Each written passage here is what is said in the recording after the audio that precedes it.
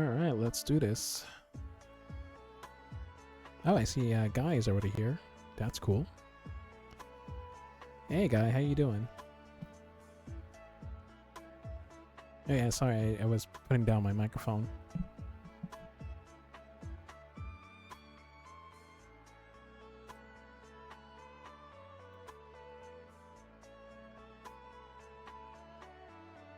Oh, hello Tunette. And hey Epic.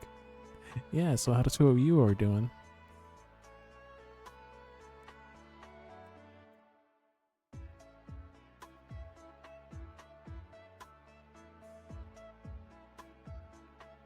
Alright, that's good to know, Guy.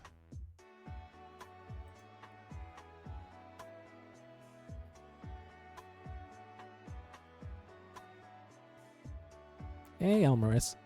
Yeah, hey Milk Cannon. Oh yeah, let me see what milk says. So I feed on the souls of cows and their milk. Oh wow, that sounds pretty graphic. But I do find it a little bit funny though.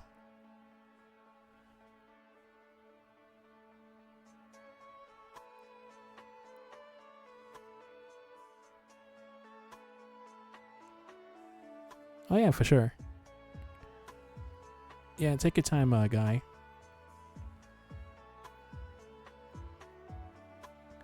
Yeah, so I'm actually going to be doing the first spin in about 5 minutes. So at exactly, oh, actually make it 4 minutes. Yeah, so at exactly at 5:21 p.m. I'm going to be doing the first spin.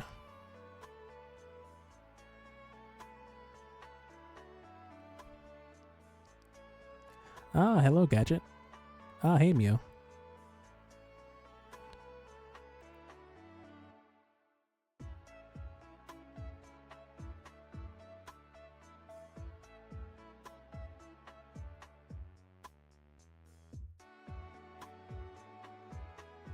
Oh yeah, let me see if I can do something a little bit random on my end. So one moment.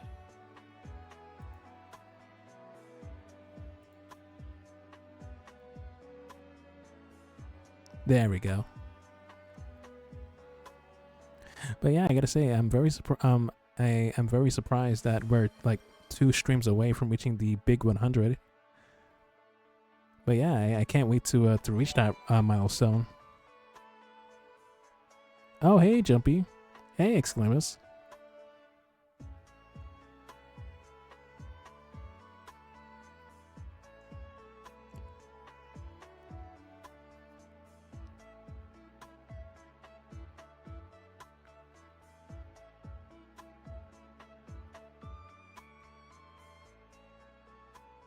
Oh yeah, and of course I'm going to be doing the first spin in about 3 minutes. Ah, hey G-Man. Yeah, thank you so much for coming back. Oh yeah, so how you doing?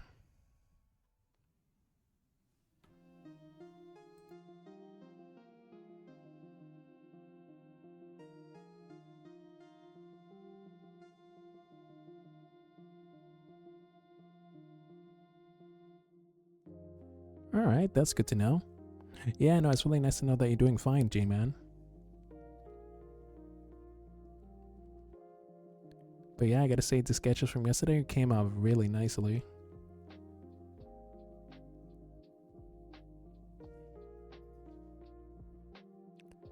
Oh yeah, so speaking of the sketches, I'm actually going to be doing 4 for tonight. Yeah, because during yesterday's live stream, I felt a little bit sleepy while working on the 4th sketch request. But yeah, so I'm most likely going to be doing 3 for today / tonight.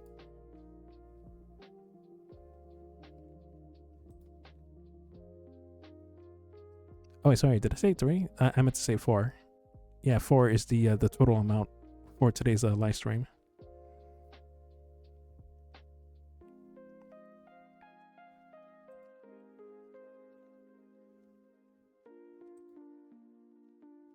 Oh, hey, get him.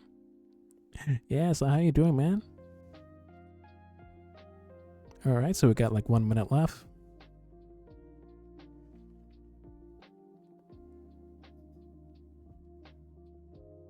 Yeah, let me see if I can get like an early start in bringing up the rules and of course the list of previous winners.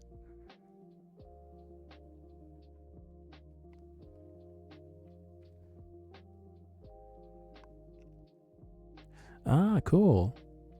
Yeah, so it says here that TuneAnt99 is currently on a 3-stream streak. Ah, pretty cool. Oh, hey Turtle. Yeah, so how you doing?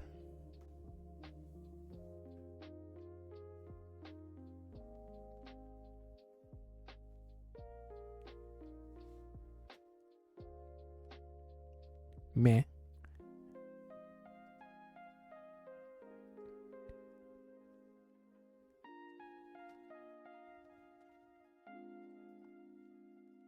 Oh, okay, so right now it's currently 5:21 p.m. As always, if anyone is interested in getting a free sketch from me, feel free to drop your names in the chat, and I'll be more than happy to add your names to the wheel. Oh, and hello Zane. Thank you so much for coming back as always. Oh, you're at work. Yeah, no, I would have said the same exact thing if I was in your shoes.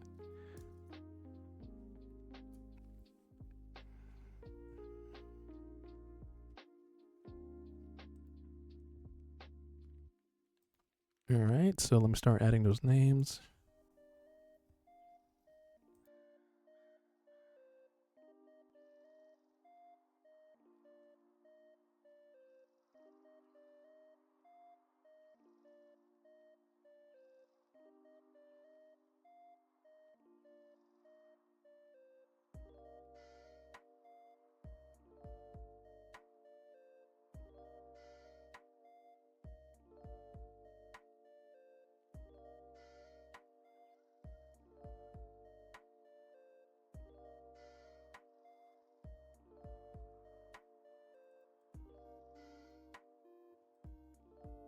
All right. Yeah, looks like I'm going a little bit faster than last time. That's cool.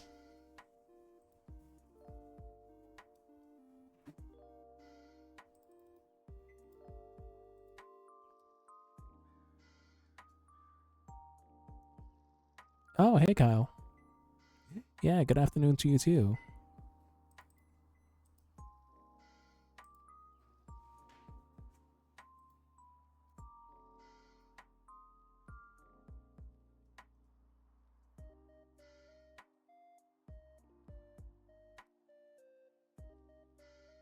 Oh, hey Green. Let's see here. Who else? Who else?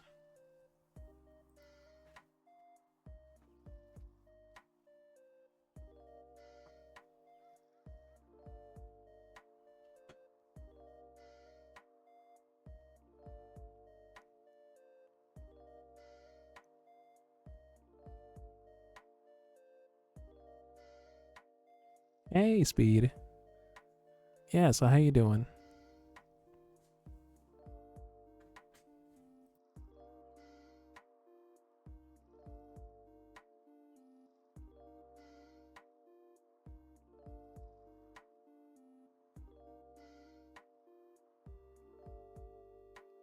Yeah, no, it's nice to know you're doing fine. Oh yeah, and of course, if anyone else is interested in participating, do let me know. Okay, I see that Kyle wants to participate.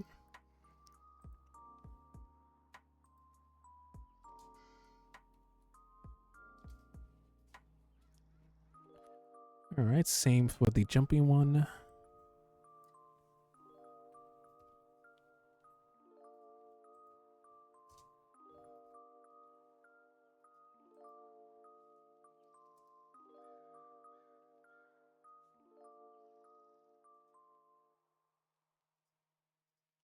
Okay, yeah, sorry, I didn't see your username, G-Man. Yeah, so let me add you in.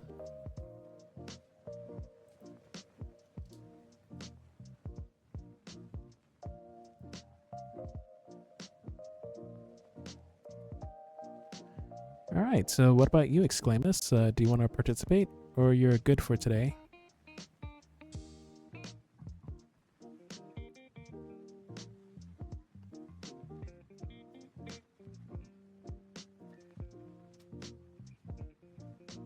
All right. So let me add an exclamus, and I believe that's the last person for before the first spin.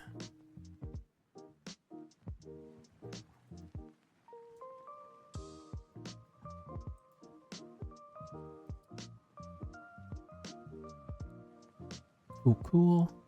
All right. So is everybody ready for the first spin? Oh, and of course, I made sure to like change the spin time from 60 seconds to 30 seconds.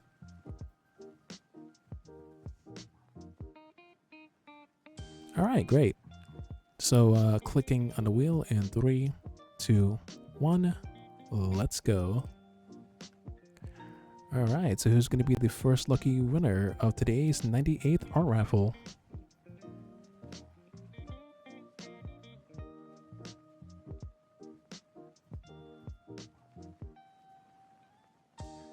And it looks like it's going to be...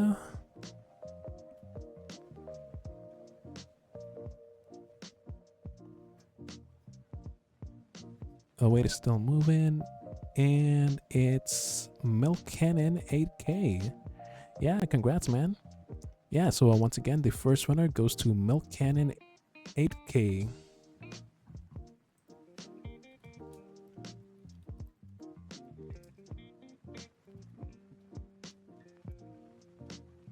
And of course, let me just put this in the chat.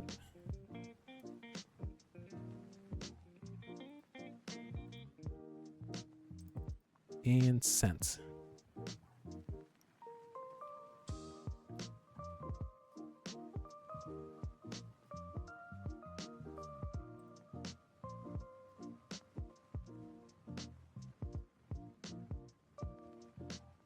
Oh yeah, and of course, as always, you can definitely send me your idea and your references through Discord or any of my social media.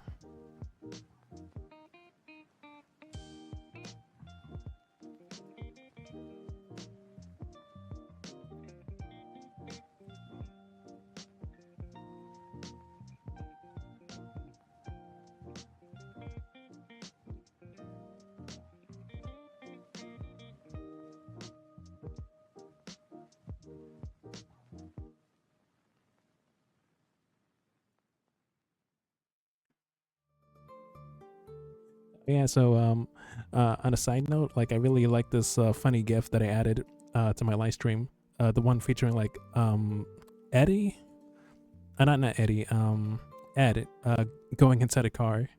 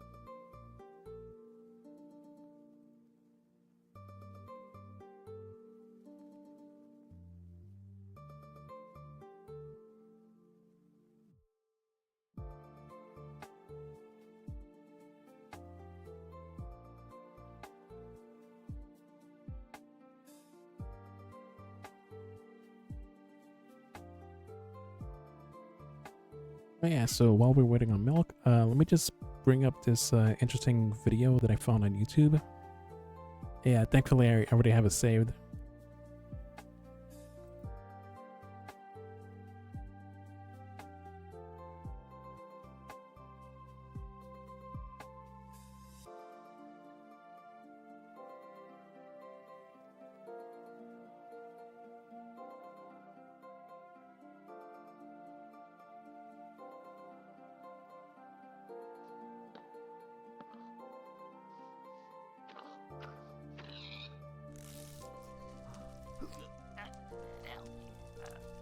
Oh, hey, Major. Yeah, no, I'm doing good. Yeah, how about you? Then back to this. Not really. I mostly work as a freelance illustrator and animator right now, and I do some YouTube on the side. So I'm not totally jobless. But one time I had a job in the Western animation industry. Specifically, I was hired as a background artist on a primetime animated TV show. And it was pretty cool. Even though it was a short gig, I learned a lot. And I figured I'd tell you all about it in a YouTube video, because why not?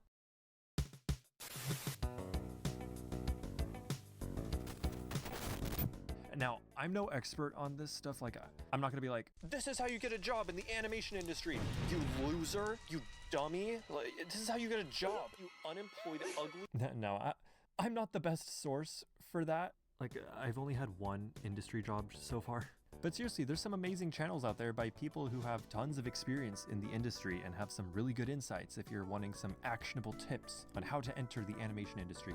But this video will be more like a story time, and I'll tell you about what it was like to work in TV. Alright, Okay, so it looks like I'm going to be drawing Fifi Doofus from the Loud House No Time to Spy. I set my sights on the animation industry.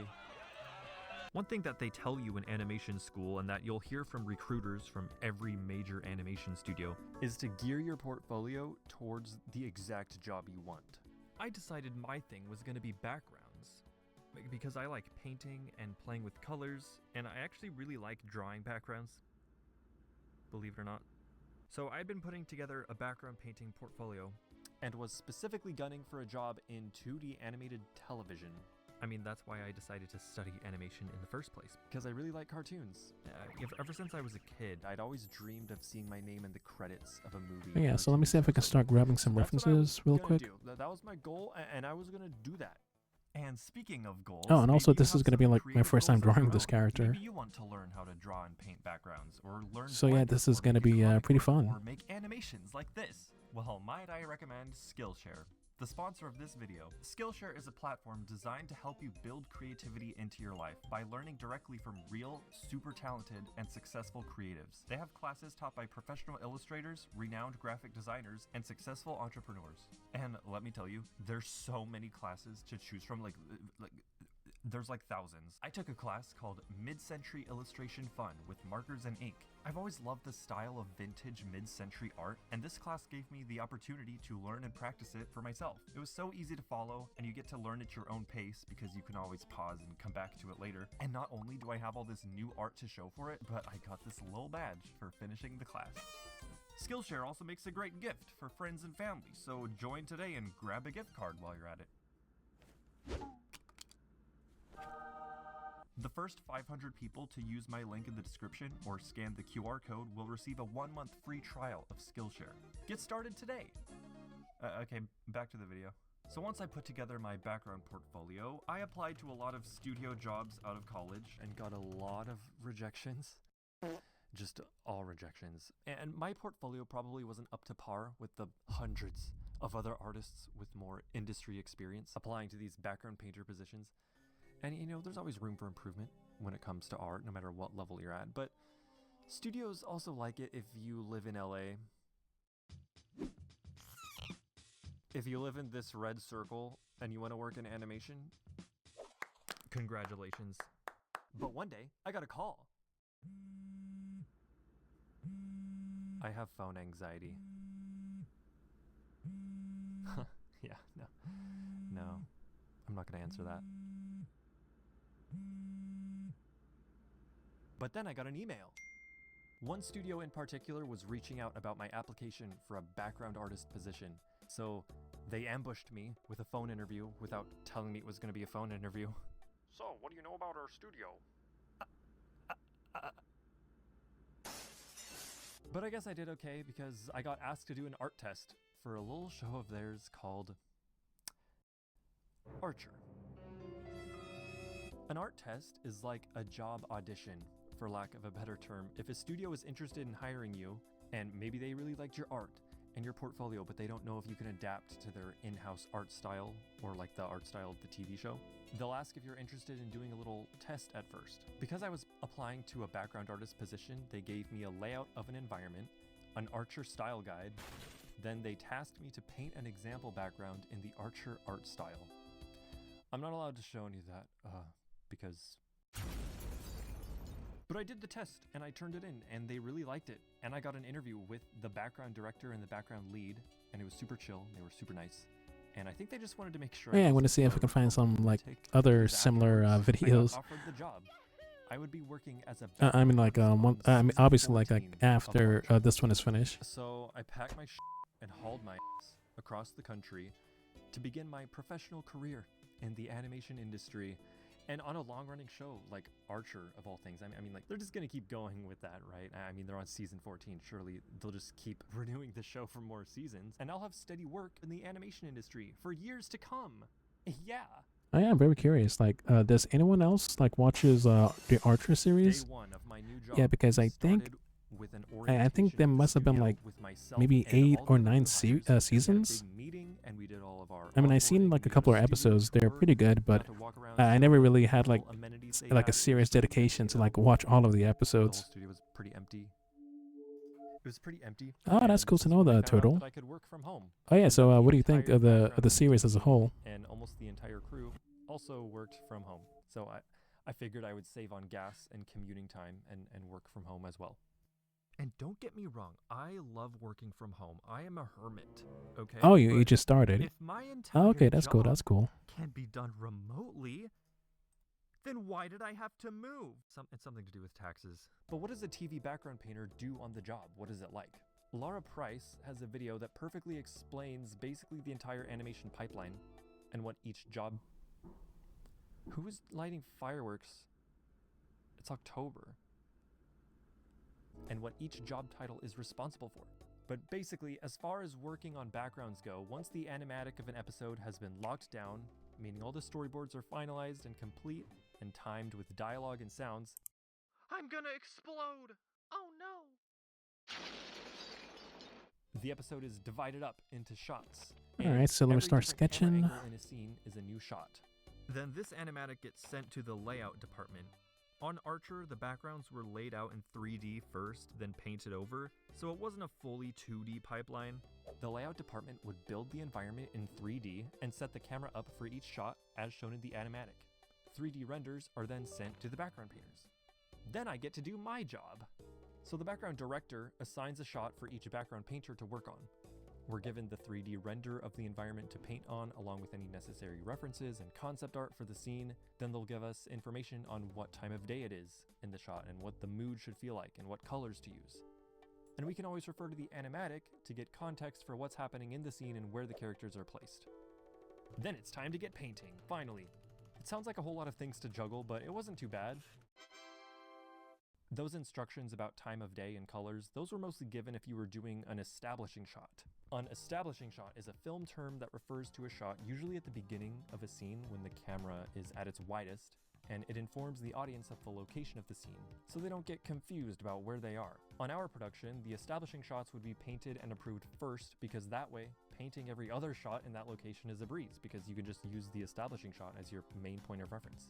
So there I was, painting backgrounds all day and hanging with the artists on team meetings where we would regroup and make sure things were happening on schedule.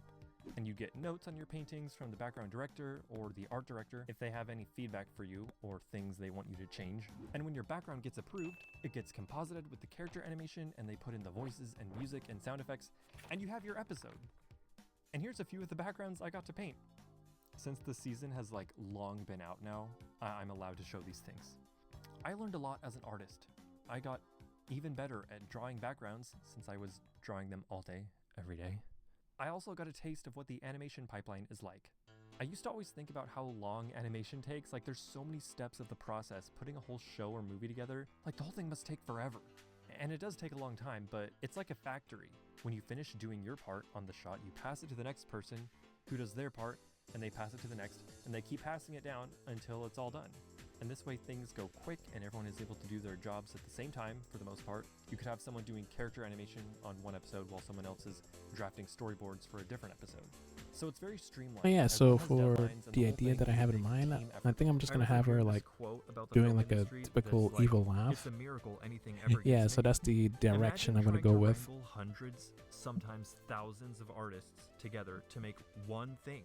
And they're all split into different departments. They all have different skills and responsibilities, but you're all working on one thing, and it has to be cohesive, and everyone has to have a unified creative vision. So yeah, this is true. So there you go. It was a short gig, it was like less than a year of work, but it was fun. And I'm glad I got to have the experience, and no matter what direction my artistic career goes, I'll always be able to say I worked on the last season of Archer. Isn't that so cool? What a cool show. It's so cool. It's such a good show. I love that show.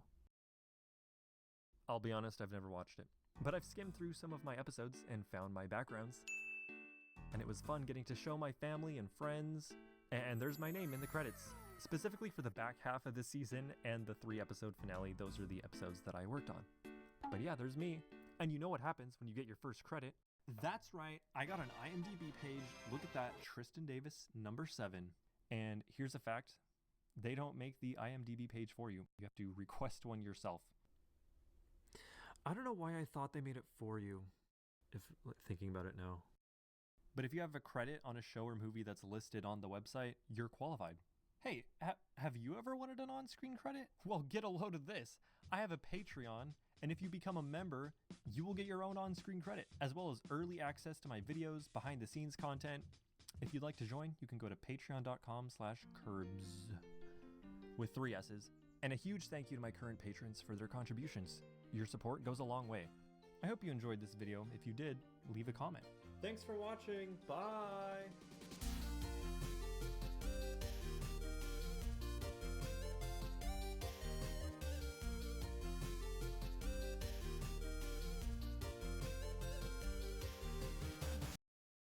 Do you want to learn about character design? Or maybe you want tips to help your character designs look better?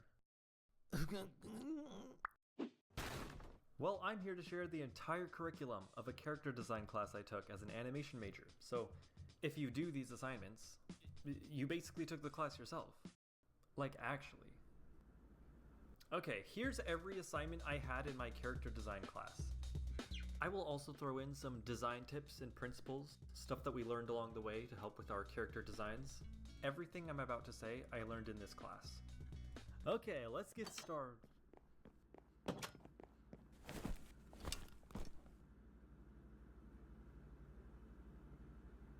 You're late.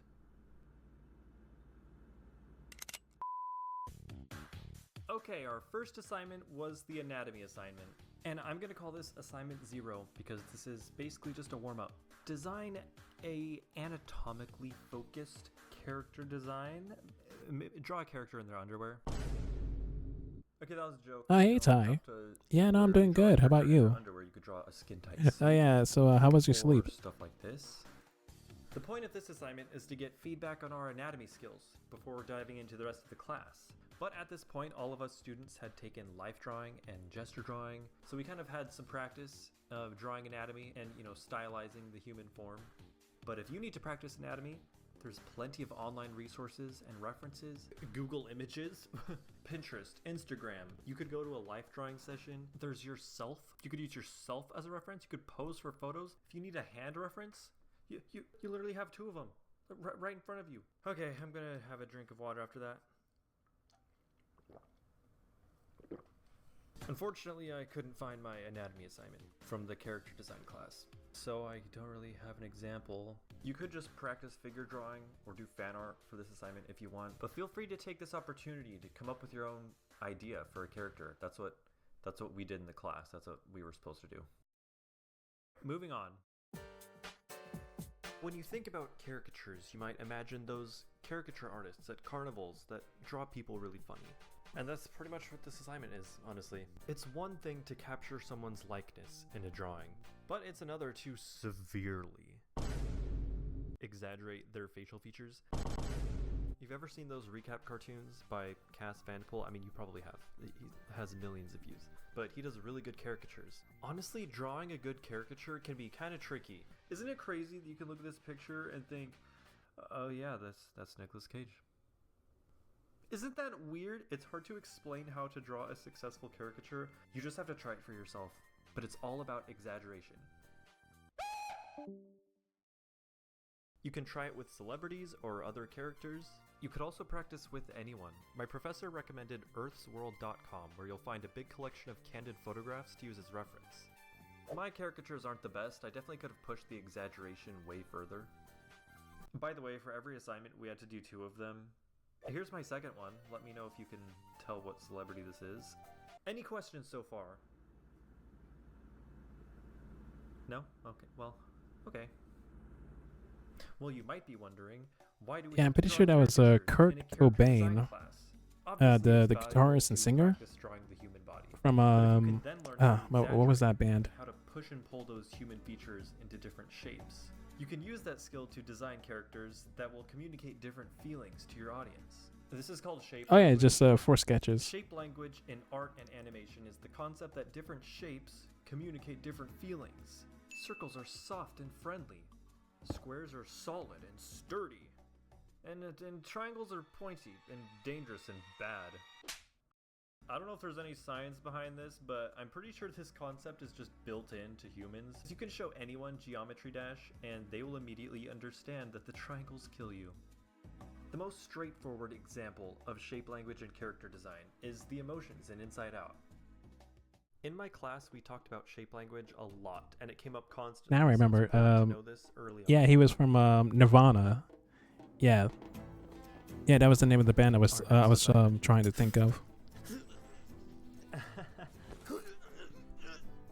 Heroes. Whoa.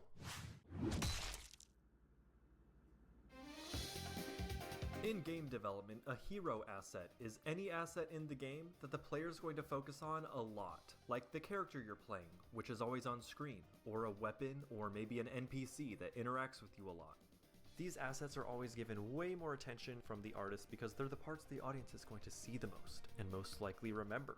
They are the defining elements of the game from a visual standpoint. So in the context of my character design class, the point of the hero assignment isn't necessarily to draw a superhero, but to design a main character, a protagonist, someone memorable and iconic. If you can take a character and zoom out and still recognize them from their silhouette alone, this is very hard to do, by the way. It takes a lot of practice and iteration. Here's what I turned in for the first design. I did this guy, who I imagine is trying to start a rock band. He's a big fan of rock music. He has a signed band t-shirt that he wears and then never washes. A teenage kid with big dreams. I feel like it's giving main character. What do we think? My second hero design, which didn't get as fleshed out, is like this dragon spearman. I think maybe he magically slays dragons with his spear / club thing. I don't think he feels main character-y. He looks more like a sidekick, which was an option for this assignment, by the way. You could do 2 different hero designs, or you could design a hero and a helper, which would be like a sidekick or a side character to the main character. Anyway, whatever. Go crazy. And cut. Alright, I think we got it. Good job, guys. You can take 5. Oh, finally. Next up, film and TV. We had to design 1 character as if for a film and 1 for a TV show. Disclaimer.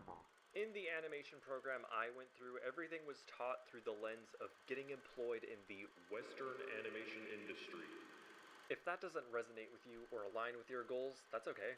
I'm just saying this now because some of the things we learned in this unit don't apply to the anime industry or the indie scene, for example. That's all, carry on. My biggest takeaway from the film and TV assignment is to know your audience. What is the demographic you're drawing for? Toddlers? Teens? Adults? I don't think I have to say that character designs for Paw Patrol the movie are going to look a lot different from designs for Love, Death, and Robots. But I guess I just said it. So there you go. Whenever someone would turn in an unsuccessful character design, my professor would sometimes be like, "Who is this for?" I think it's important to have a target audience in mind if you're designing a character for a project that you want other people to consume. Maybe you want to draw a webtoon or create an indie animated series. Consider the type of person that will probably be interested in your project, and maybe that will help you narrow your focus and gear the project towards them. You can draw for yourself and be your own target audience, by the way, so don't get too consumed by this concept. It's just another tip you can file away in that little brain of yours, or big brain of yours.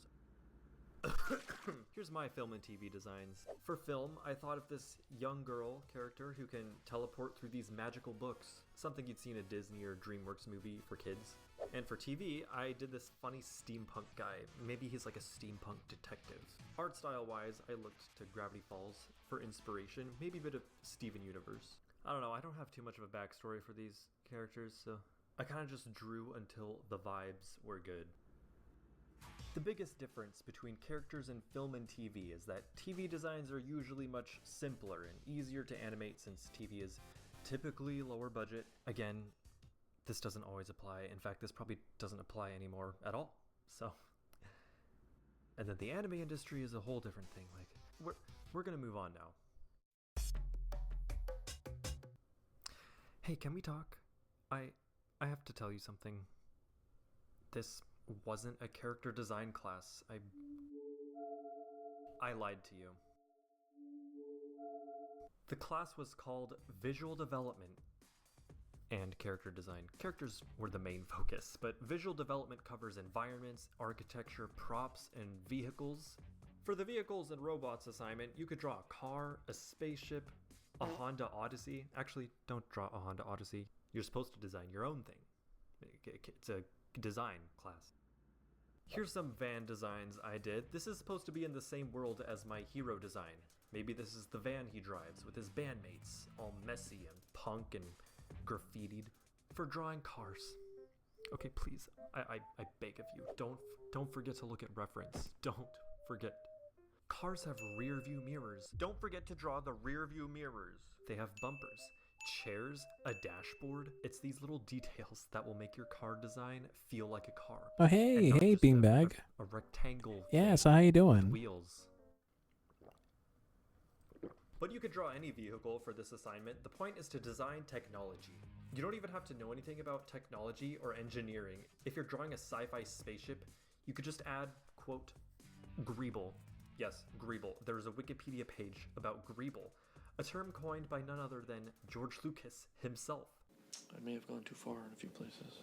Greeble is little details, little doodads and thingies that you can add to a spaceship to make it look like a convincing high-tech vehicle. Here's like a basic circle with thingies and like a oval on the side. Now add Greeble. And there you go. It's the Millennium Falcon. You don't have to know how every element works. Like, does anyone know what this thing does? I sure don't. Drawing robots is really fun because you get to combine technology with character design. Here's one of my robot designs. I have no story for him. I just wanted to draw a cute robot. And then I drew this other robot. I had the idea of an evil stalker robot, so I looked at surveillance cameras and used that as inspiration for the design. Oh yeah, so let me see if I can probably make her hair a bit more crazier Animals. than the references here. It's right behind me, isn't it? For this assignment, draw a character design of an animal. Yep, that's all there is to it. Not like a wild animal, but like something you'd see in Zootopia, like a character. Here's my first one. I did a tortoise who is also a wizard. You've heard me say it a lot. I'm gonna say it again. Make sure you look at reference, because animal anatomy is very different from human anatomy, usually, in most cases. You know what's funny? My professor was like, Oh wow, that's cool to know. For this one. You know, I really hope But you this enjoy your is my break. video, so Yeah, feel and free also to thank draw your you first so robot much if for you must, tuning in to my if live you stream. really have to. I really appreciate that. Here's my second design. I did a corgi, but I made him old. Like he's seen too much. He's sick of your bull. Next.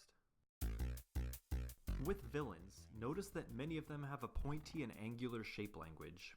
You might remember that sharp corners and triangles communicate danger. Sometimes it's very subtle, but you should still be able to pinpoint why certain villain designs feel villainous. So here's my first design. I imagine she's like a fallen angel necromancer. She has potions that she can use to raise the dead or something. I think a good villain design carries a sense of power and authority. Something about their design needs to feel uneasy, not scary necessarily, though they can look scary. Just that something is going on beneath the surface, maybe a sense of mystery or unknownness. If you're ever stuck designing a character like you're not even sure where to begin visually, my professor recommended writing. Write as much as you can about the character. Think of specific words to describe them, or write a backstory for them. Once you're in the character's headspace and you've determined what they should feel like, you can transform those feelings into shapes and angles, and eventually you'll have the beginnings of a character design. I had this idea for an evil queen character for my second design, taking inspiration from roses and thorns. I also did this butler guy. He looks pretty sus, but I scrapped it. He's very boring. Alright, we can take a little break. We can take a breather. Okay. This was a quick little in-class exercise we did one day. A good character designer should be able to pick up someone else's art style, so this exercise gave us practice doing that. Our professor showed us concept art from the movie Brave, and Oh, hey, instructed us Tiger to Cat. draw our own character in the same style who might Oh, belong yeah, let in me the see same here. world. What If you've what ever drawn, character like, a is Sonic this? OC, Oh yeah, so I'm currently then great, drawing you've already done this Fifi assignment. Doofus. Yeah, so she's basically like the main villain from the Loud House movie, the one called No Time to Spy. Yeah, so Environment she's the was fun. person I'm currently Personally, drawing I right love now. drawing backgrounds and stuff, so I liked this assignment. First, we had to draw what our professor called an organic population. An organic population is like a cluster of nature, like a little vignette of plants and trees and rocks and nature.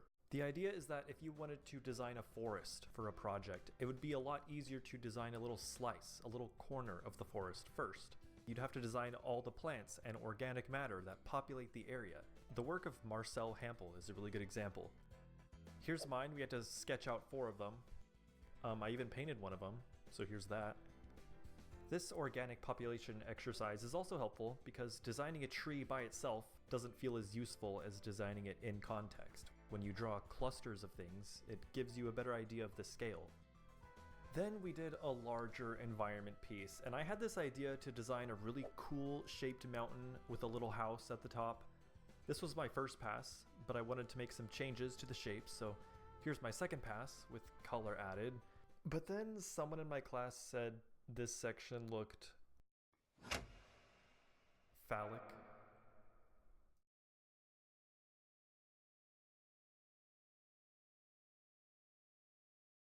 So I changed the shape a little bit and added more details, and here's the final. So yeah, okay. Make sure your design doesn't look phallic. Okay, here's another tip for you. Now is also a good time to bring up another principle that my professor drilled into our heads on day 1. Iteration. Your first pass at a design is probably not going to be your greatest version of that design. So have patience, draw some different versions, try different shapes and colors, and get feedback from others, and by the end of all that, you will most likely have a way better design. All of my designs evolved a lot and had plenty of iterations before I landed on the version I submitted for class. Unless I was lazy that week. But yeah, okay, next. Props? Anybody? Yeah, let's give it up for props. This is a pretty straightforward assignment, just draw some objects. Here's my music-themed prop sheet, some guitars and a drum set, posters. Again, this would be from the same world as this guy. I don't have too much to say about props, just that if your character design involves a prop or two, maybe like a weapon or a backpack, make sure the prop looks good with the character. The prop can also give more insight into who the character is. I imagine this kid is like the lead guitarist in his band, so I made his guitar a crazy, attention-grabbing shape and gave it a neon green strap. Now for the architecture assignment, draw like a building or an interior scene. I designed the interior of the kid's garage. Maybe he has it all set up like a recording studio with lots of rugs, a PC, band instruments everywhere, and posters. One thing I did on this piece actually was I blocked out all the walls and some of the basic shapes in Blender first, and then I drew on top of that. That way I didn't have to freehand the perspective and draw the perspective lines and stuff. So even if you're a 2D artist, it's worth it to learn 3D software because it can be a really useful tool. Okay, back to characters. If you're someone who likes fashion and designing outfits for your characters, you'll like this one. This assignment is to take one of your previous character designs and draw different outfits that they might wear throughout different parts in the story. The story that lives in your head. I once again used this character for the assignment. I have his default outfit here, and then I designed an outfit he might wear at home in his garage working on music. And then another for when he might be on stage performing. Keep in mind that just like props, clothes say a lot about a character and the type of person they are. Take me for instance, I got some pants, and a green shirt, and that tells you that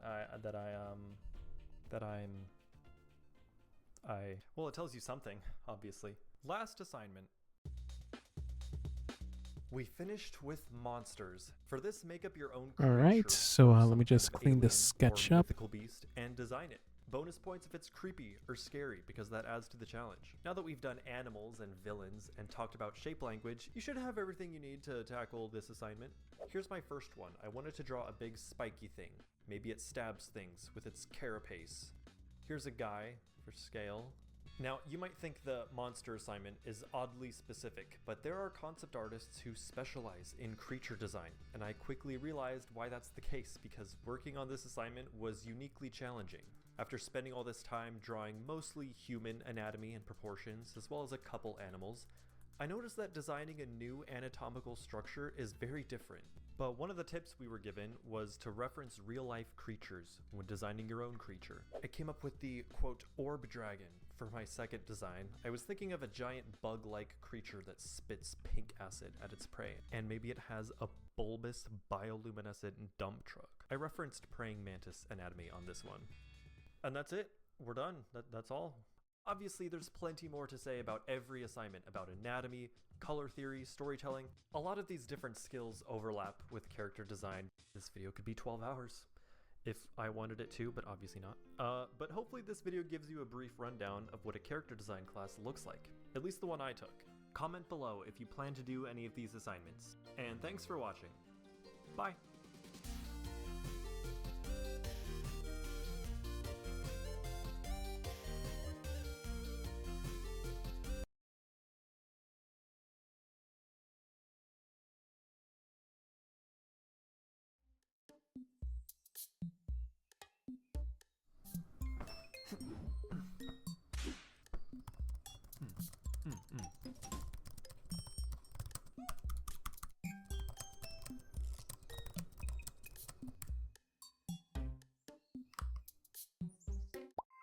Huh?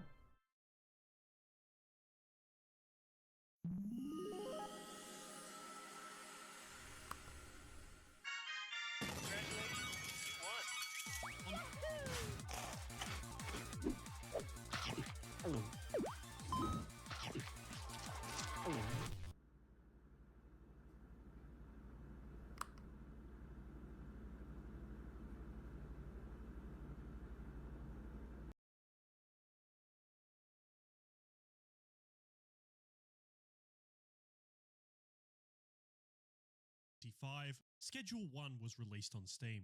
No marketing, no warning, just... Have you heard of this new indie game from a one-man dev team that's gotten crazy popular lately? We're back at it again with another video, Schedule 1. I didn't expect to find this same sense of cozy escapism in a game about manufacturing and selling drugs in a grimy city, but with Schedule 1, that's exactly what I got. Schedule 1 is a game about friendship. It's about making connections. It's about starting from the bottom and working your way up. It's a game about drugs. When I first wrote this episode, Schedule 1 was one of the most played games on Steam, with over 200,000 concurrent players. But even after a month, Schedule 1 is still one of the highest selling games on Steam. It was released in the same week as the greatly anticipated Assassin's Creed Shadows, and it not only outperformed it, but destroyed it. How did this happen? How did a game with an estimated $400 million budget get outshone in sales, attention, and overall enjoyment by a drug dealing game made by one single developer?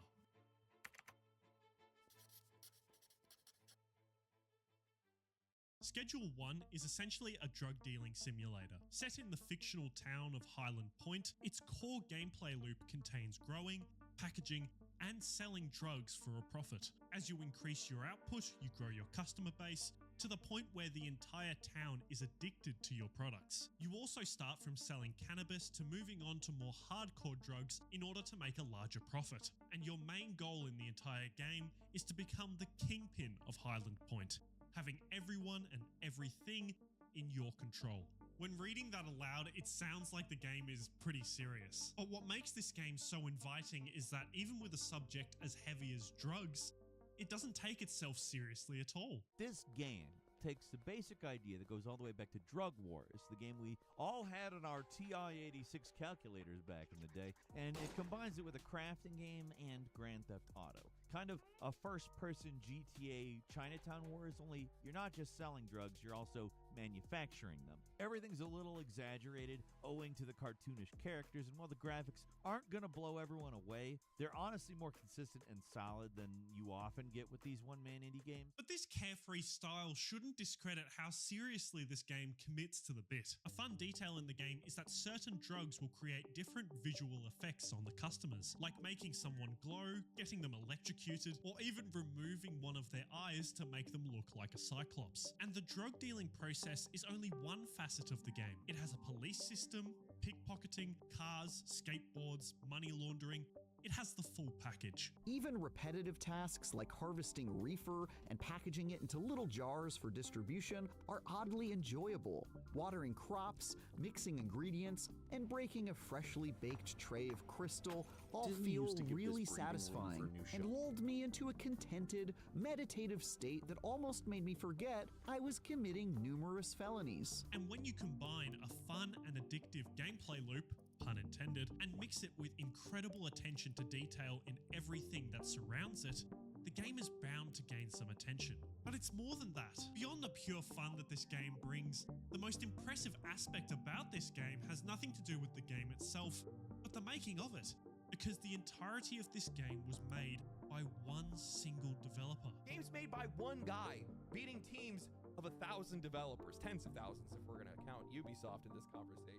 The game's biggest strength when it comes to the virality that it has achieved is that right now, indie game developers are providing players with the best experience in the entire gaming industry. First of all, indie games are games developed independently of major publishers, meaning the indie game creators retain complete control over their projects. This means that although indie developers want their game to sell well to earn a living, because there isn't any pressure to make a giant return on investment, their greatest motivation is their passion for making games. Indie developers can afford to be more player friendly because they don't have these investors hanging over their heads and these massive budgets. And this is the first aspect in which indie games are doing right by gamers. Why players connect with this dynamic so much is that it adds a level of authenticity and personal touch to the playing experience. If a certain detail doesn't look the best, many other developers at bigger studios might have the attitude of good enough.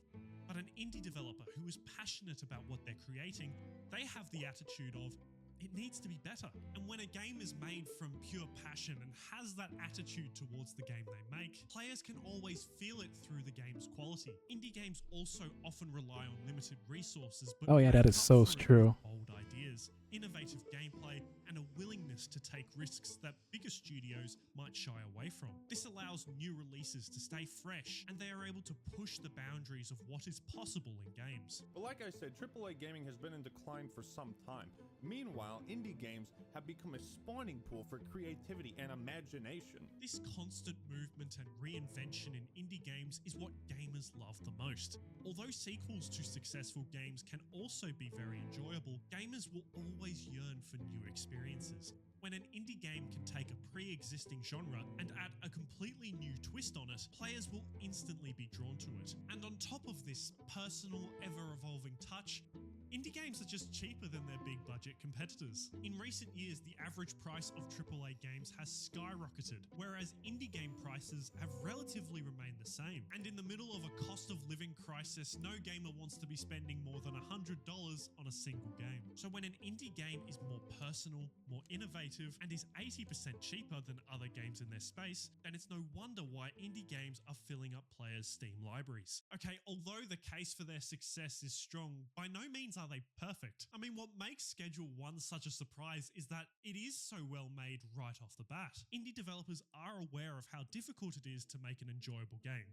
So instead of banking their success on a first release, a common practice is to first release the game in early access. And why is a roguelite indie game about escaping hell over and over sound simple, but play just so perfectly? It's not because these indie developers are the most talented or have oodles of cash on hand. It's because they did one thing and one thing only. They followed the fun. That game about escaping hell over and over is the breakout phenomenon Hades. And I can't think of a game or a game studio more focused than them on following the fun. Why? Because Supergiant Games spent 2 years with Hades in early access, making sure every detail of the game was what the community wanted. Hades creative director Greg Kasavin said this about its 2-year early access. With Hades, we identified that we wanted to make an early access game first and foremost to see what we could build in partnership with our community. Yeah, thank you, Milk. Yeah, so right now I'm almost done. Yeah, I just gotta work on her hair and in her dress as well. Feedback, they can then fix bugs, add some features, and pretty much do anything that is required to improve the player experience. When a developer is making every decision with the mindset of, can I make it better for the player, the result will always be the best game possible. And that kind of bookends the biggest reason why indie games are winning right now. All these decisions that go into the game's development and release are all made to serve one party. The most important party, the player. Us gamers really only want one thing: to play a fun game, alone or with our buddies. And indie studios really understand this concept because they're gamers too. Indie studios these days are reminiscent of Tomohiro or the original Bungie team. Solo or small team developers who are focused on building something they or their community actually want to play. The game design, the mechanics, the lore, even the price point of all indie games share the common goal of making the player experience better. That is why indie games are doing so well in the gaming industry right now. But that's not the full story. To be fair, indie games have always had this approach, so that's not the main reason why they are blowing up right now. This explosion of indie success is less to do with the indies themselves, but more of their big budget competitors. AAA games. A AAA game simply refers to games that cost the most to develop and market, likening them to blockbusters of the gaming industry. Some popular AAA games include Red Dead Redemption 2, Cyberpunk 2077, and Zelda, which all had budgets of $100 million or more. In fact, if your game costs more than $100 million in 2025, chances are it's going to be a flop. So even with $100 million worth of resources to make the best game possible, how can AAA games continue to underperform? Firstly, a common approach taken by AAA studios is the open world design. Since the open world mechanic first gained popularity, every AAA studio has attempted their own open world game to get in on the action. And for a time, this was successful. But with each new release, open worlds needed to improve on the previous. AAA studios interpreted improvement as being bigger. So with each new release, the virtual world the player inhabits got bigger and bigger and bigger, to a point where now open worlds are bigger than ever. Then on the flip side of that, if we were to now look at a load of the open world games that have come out over this time span, you'll see that a lot of them are fairly shallow. They have an open world that you can explore, but why explore something with no depth? But in the example of AC Valhalla, where it's a 70+ hour long game, the open world actually does need to start being good. The story can't hold it up for 70 hours of the player's time, and even that wasn't that good in Valhalla. So because of the issue of shallowness, you end up with games like Valhalla that end up leaving a bad taste in your mouth for loads of these sorts of games. You're feeling as if you're being dragged through the game, and that playing them is nothing more than a chore. If a player enters a virtual world that doesn't feel alive and lived in, then they will struggle to immerse themselves completely. Every location they visit will feel like a copy and paste of the previous, which is a feeling that is also present in their overall creative direction. Take a look at this graph. It shows the top AAA games of 2024. Now, you might notice a pattern. Of these top AAA games, many of them are either sequels or additions to pre-existing IP. Franchises like Madden, Call of Duty, and NBA 2K are all notorious for releasing a new game every year that is just a carbon copy of the previous. Gamers are tired of playing the same thing. We are tired of the formulaic nature of Ubisoft. Yeah, thank you, Kyle. Games. Releasing the game every year but with a slightly noticeable difference is not conducive to a rewarding player experience. And it's important that I mention that this does work financially. In fact, the financial side of AAA games is exactly why they continue to reuse the copy and paste model. Because AAA studios' idea of a successful game is completely different to that of indie games. Why force your devs to work on the 100th Assassin's Creed when they want to work on something new and exciting? The answer? Stability and money.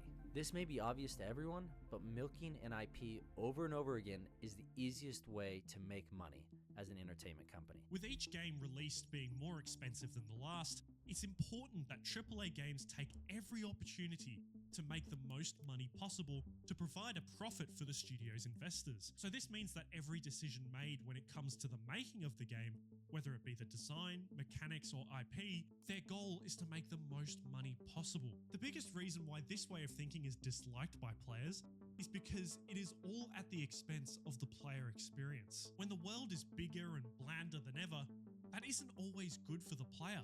When the content of a new game is almost identical to the previous, that isn't always best for the player. And when a player purchases a game for $100 and then is asked to pay another $30 to access everything the game has, that isn't always best for the player. The biggest reason for the AAA studio's underperformance in recent years is not necessarily to do with the IP, game design, or cost. It is that what the player perceives as important in a game and what AAA studios perceive as important are not aligned. Players want the best game possible, whereas AAA studios want the best return possible. The question now following Schedule 1 stardom is if it will cause any change within the gaming industry. Well, for AAA studios to change their approach in any regard, the change has to create a monetary gain that they aren't currently capitalizing on. That has been a big reason for why they have been so stagnant in this period of dissatisfaction from gamers. Although the perceived quality of each release is decreasing,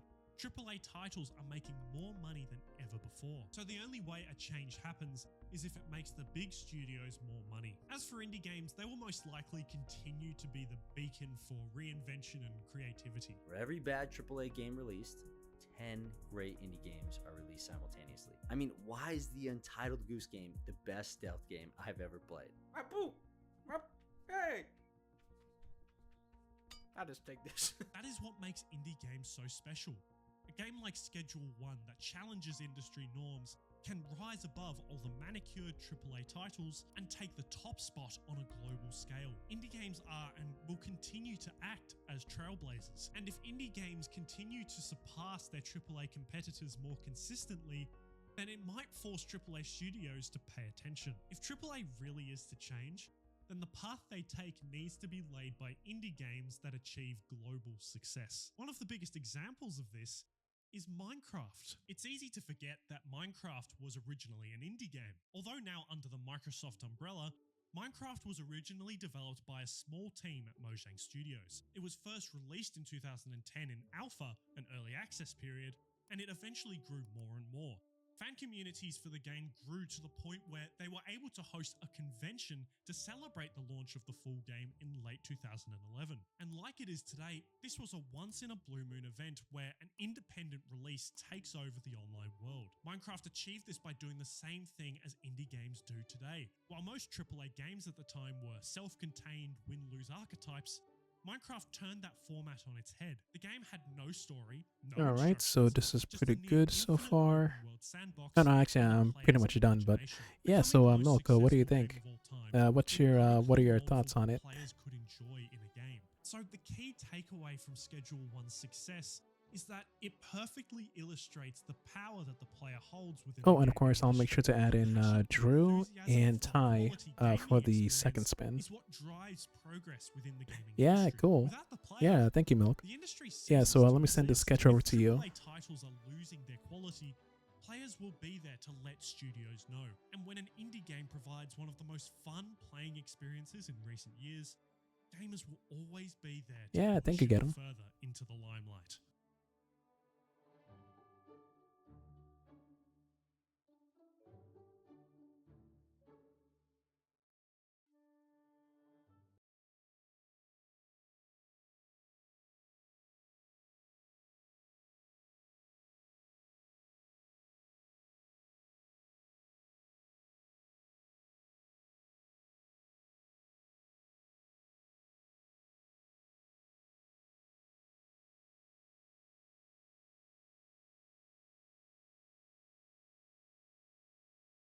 Disney used to give this breathing room for new shows to grow. Heck, it even gave shows room to fail, but the point is, either way, a new series was given the chance to become seen by the audience and eventually turn out however it does. But what happens when more and more of these chances get taken away? Have you heard of the relatively new Disney Channel cartoon Haley's on It? If not, you most likely won't in the future, unless it's coming from passionate fans of the series talking about how it didn't get the chance to grow and was quickly hidden, pushed aside, and forgotten about by Disney. At least that's what it feels like, and today I want to both talk about Haley's on It and how everything kind of got to where it is now a year after the first and most likely only season came to an end.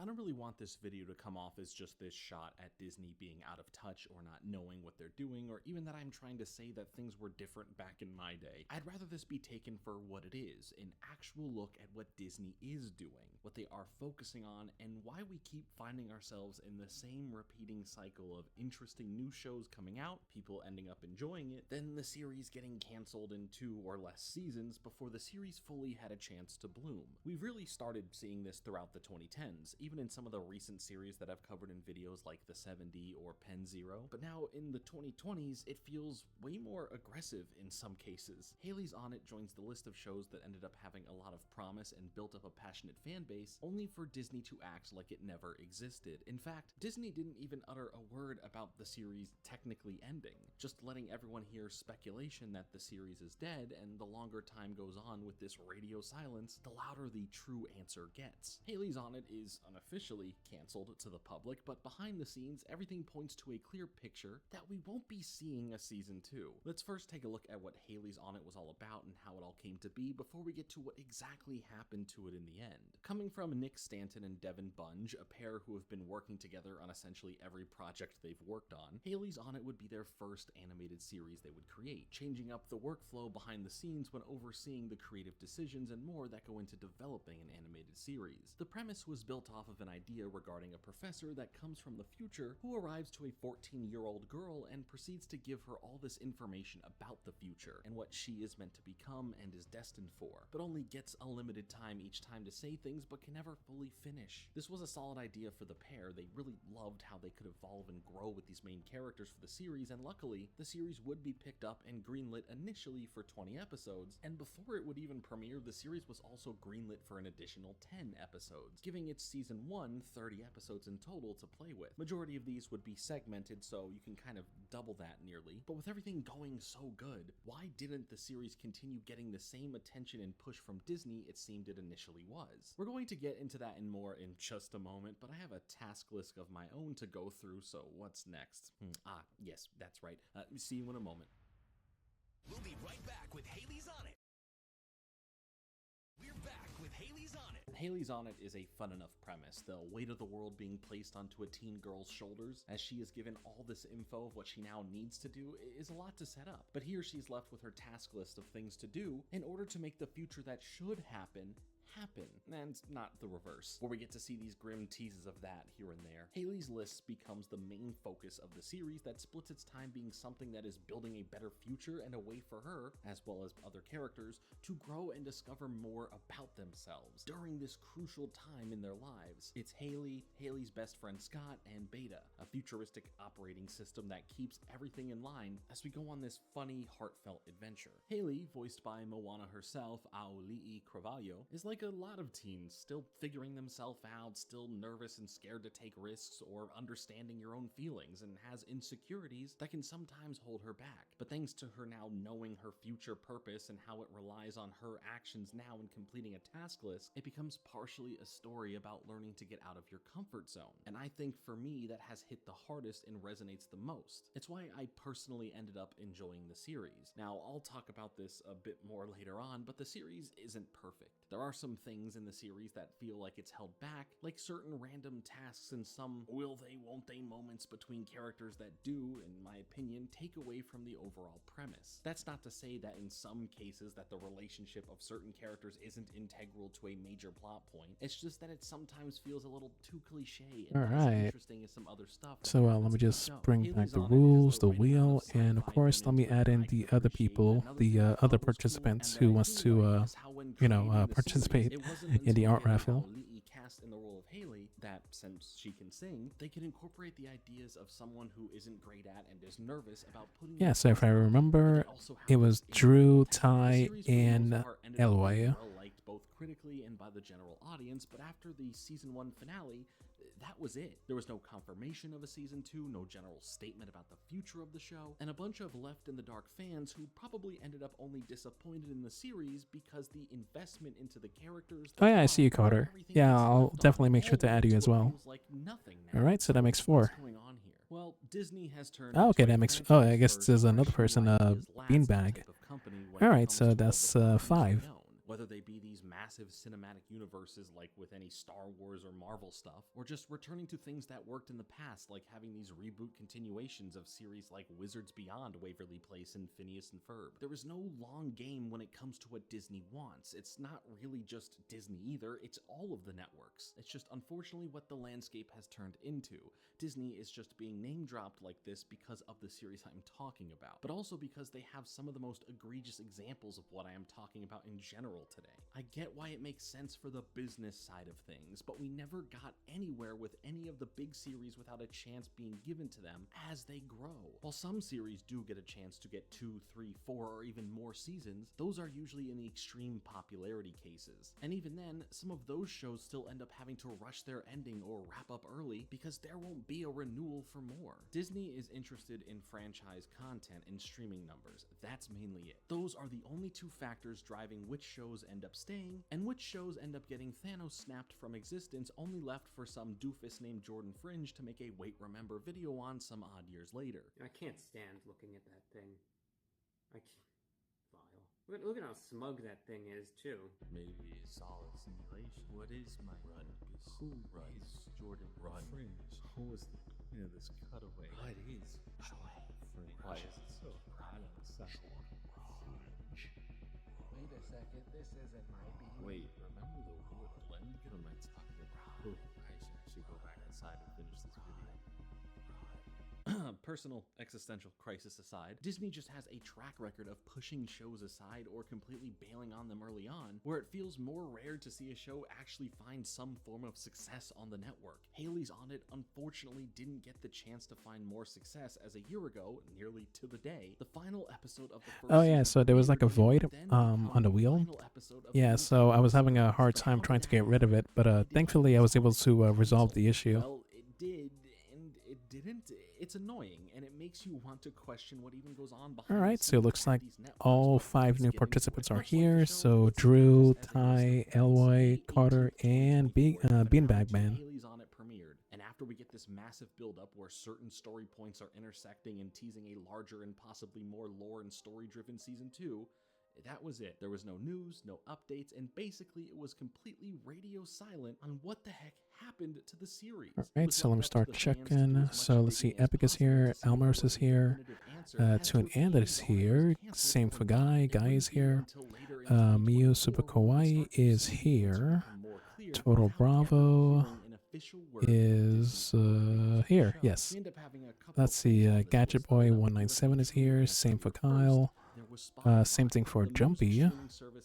Let's see, G-Man is here. And let's see, Exclamist is here as well. Oh, and of course the 5 last participants, the new ones that I just added, they're also here. officially. All right, yeah, taken cool. So it off looks like Disney everybody Plus, is the here other and way accounted to for. watch the series outside of catching it when it All right, so is everybody ready for the second spin? which, if anything, should pretty much tell you that it was the nail in the coffin that the show probably isn't coming back. Our next update is possibly the closest we are going to get outside of one day getting an official. All right, awesome. So clicking on the wheel in 3, 2, 1. Let's go. For TV Line's Inside Line was speaking on All right, so who's going to be the second lucky winner? Where after we see the question section saying the Disney Channel show Haley's on It was just removed from Disney Plus. Does this mean the All right, it's starting to slow down. It's slowing down even further.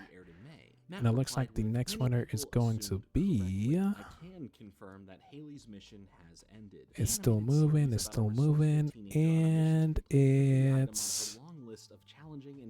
Gadget Boy 197. Yeah, congrats, my friend. Yeah, you're the lucky second winner. Oh yeah, lucky second winner. The series being in fact canceled, just done so on a quiet level and tried to be swept. Oh, and of course, let me just put this in the chat.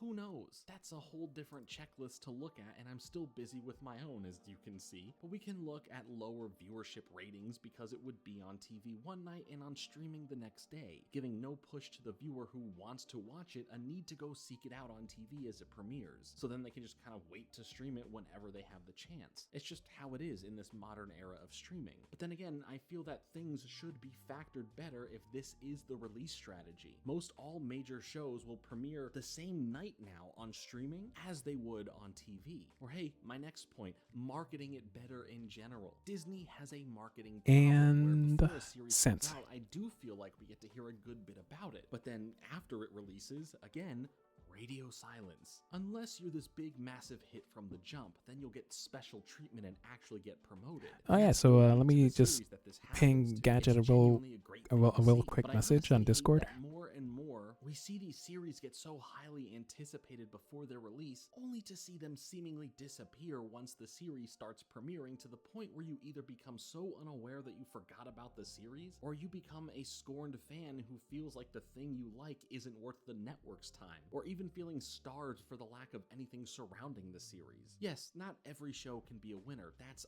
obvious. The network is always going to do what they believe is in their best favor. I have been burned so many times by getting into a series only for it to end up getting canceled, or even worse, left on a cliffhanger. Or if not, just genuinely wanting more because the first season being so good, and then never getting any more. And then on the reverse, I am sure most people have put a series on the back burner that you're interested in, and then said series probably ended up canceled for lack of viewership because others were also doing the same. There's a lot of double-edged swords at play here. It sucks. But what I do want to bring up is being vocal can actually work. But it depends on when it happens that can really help make the difference of a show continuing on or not. From one side of the coin, I feel that we end up hearing more about shows and hearing from the fandoms to give them a shot, either when the show is already on the chopping block, or in some cases, already been chopped up by the network. So many save this show or show insert network here that we have an interest in more of insert show name here. Campaigns end up not working like you'd hope because it's already too late and the network has moved on. And that's not to say that they aren't a valiant effort or deserving to be heard. I don't want this point to be taken wrong. I love seeing fans passionate about trying to help keep a series alive. For the other side of the coin though, let's discuss another series for a second, one that can easily show the points I am talking about for how being vocal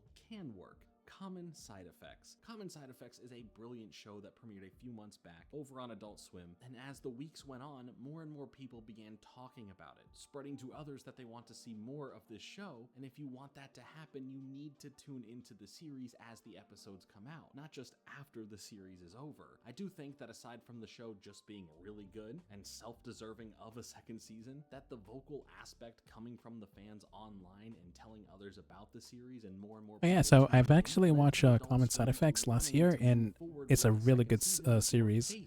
Yeah, so I can't wait to see the next season. I don't know when the next one is going to come out, but I'm assuming it's this year. Everyone and their mother, pet, and Aunt Gertrude have some opinion about it, which is great for the fact that fans of things can express their like or dislike within and outside of the communities around any given thing to be able to have a nice and natural discourse.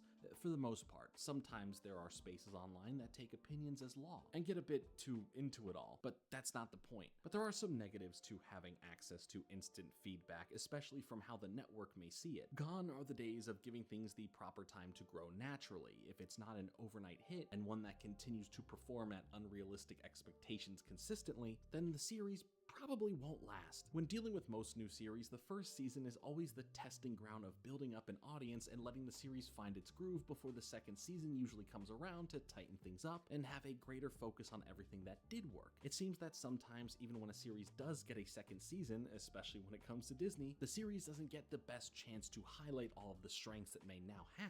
In so many examples, the second season can be cut down in episodes, told to wrap up early because the second season would be their last, or even having the second season come out too late after the first season, given a bad time slot, and just having every episode dumped back to back to back so the network can move on. You yourself are probably thinking that fits the bill for any number of shows. Heck, I look at so many videos that I've made and realize that the fate of the series pretty much fell into these categories for what happened to it. Sometimes things can be even more annoying. Imagine not getting to finish something that ends up forever now on some big cliffhanger, which can only leave the fandom more upset and hurt. Haley's On It ends up getting to be a part of that club too, the Cliffhanger Club. But unlike the series, we will finish talking about this point in just a moment, so keep hanging on to that cliff. We'll be right back with Haley's On It.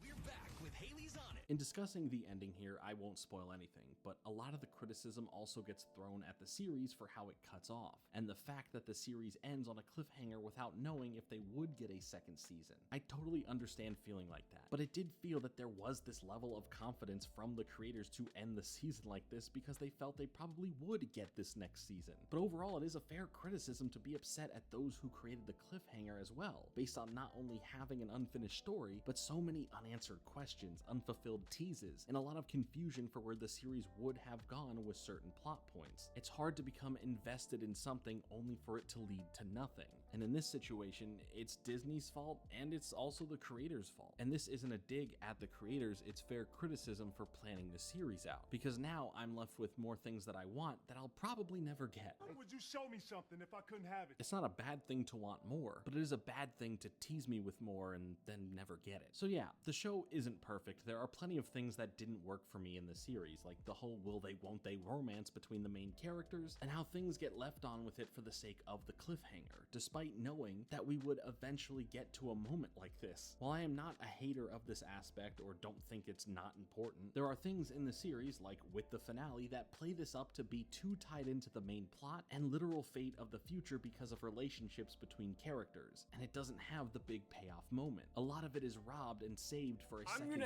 season, which would totally be fine if there was at least a second season to watch at some point. As for the show in general, outside of my thoughts on how it wrapped up, there are some things that we focus on that don't feel like they are related to the overall plot, but are still part of the list of tasks, or at least feel like they wouldn't or shouldn't connect, and they would definitely be weaker moments for the series. But with all that being said, none of these criticisms mean that the show is bad. In fact, I enjoyed the majority of what the show had to offer. There are some great messages, some solid comedy and action, but for me, my favorite thing is the concept of getting out of your comfort zone and how little things can lead to bigger things. I think there's just some great wholesome nature to the whole thing that makes the viewing experience enjoyable, and I can understand how the diehard fans of the series are so distraught with how everything went down. Aside from some pretty formulaic setups and ideas, the series had a lot of charm and heart baked into it that really gets you feeling for Haley and what she's going through and how she's navigating everything, both for the fate of the world and for her own well-being in this growing period of her life. There's a solid bit of relatability behind it all that gets cut down a bit because it plays in the partly episodic format with light story connections that seem like we are building up into something. I feel we see this a lot in similar shows. Pen Zero Part-Time Hero didn't get a chance to become more story-based until its second season, regardless of the fate of that show, but this series felt like it was going in that same direction. I genuinely feel that the second season would have been where Haley's On It it really got to take off, probably focusing more on a connecting story that expands the lore and tweaks a few things to find the exact footing it's looking for. Most series go through these growth spurts from season 1 to season 2, seriously. Go back and look at some of your favorite shows. Most likely that first season seems more all over the place than the rest of the series does. There was just so much potential for Haley's On It to expand and become something that would grow in the right ways that the audience wanted to see, but unfortunately, we won't get to see that happen. I enjoyed the series for the most part. Again, it's not perfect, not every episode or idea works completely, but I like the characters, and I find the story elements interesting enough that I would have liked to see more of that explored if we had the chance. One thing that we can take away from the series is something that we could all benefit from, and that's learning to be comfortable being uncomfortable in the correct and healthy ways. While I try to apply this to myself in my day-to-day life, it should be something I apply to my videos as well. So let's see how we can do something like that here and there in the future. Heck, I mean, why not start today? I mean, this video, talking about a show this new, is pretty different and out of the ordinary. It's out of my comfort zone, but I felt good getting to dig into the series and work on this video. I love getting the chance to look into shows that I've either overlooked, had not heard of, or I find underrated. So I do want to be better in being proactive in speaking about series while they are still new in some cases, similar to speaking about common side effects when I did. Obviously, in a genuine way, I will be able to check out more new shows as they come out and speak on the ones that are connecting with me that I'd want to share out to more people. I just hope that the way new series come out and are assessed by the network changes one day, going back to either how it was, or at least felt, or even just something similar. While there is still a lot to love about a series like Haley's On It, it now gets left feeling like something unfinished, and it does make me sad by the end of it all that we won't get the continuation of both the cliffhanger and of Haley's story in general within the show. Now, I will put an asterisk on the end of this video saying that nothing is impossible, and heck, there could be a way for the series to officially come back. You know, never say never. I thought Justin Bieber and Jaden Smith taught us that in the 2010 Karate Kid soundtrack. I will never say never. J. Smith and JB, I got you, little bro. I can handle them. Now he's bigger than me, taller than me, and he's older than me, and stronger than me. But yeah, anything could happen, and the show may not be dead in the water one day like it currently is now. Haley's On It is a charming show with a lot to love, and it for sure was still worth watching through despite getting to the cliffhanger ending. I'd tell you to go watch it on Disney+, but you can't, cause it's been removed. And I guess you need to seek other means of watching it. Just another way that shows how Disney, or these networks in general, can essentially just get rid of a show, hiding it as if it never happened. Whether it's for tax-related purposes or not, this is anti-preservation, and it always sucks to see. To end things off though, I'll leave you all with a quote from Nick and Devin responding to what is the ultimate takeaway from those watching the series, and that you can be the change that you want to see in the world. And I think it was also important for us just to build a world that was really a positive place. There's just so much turmoil in the world today. Anyway, let me know your thoughts on all of this, from what happened to the series and how Disney treats a lot of its shows like this over the past decade and some change, to what your thoughts on Haley's On It are in general. I'd love to know, so tell me in the comments below. Thank you all so much for watching. Make sure to leave a like on this video and to subscribe for more videos like this coming soon, but until then, later.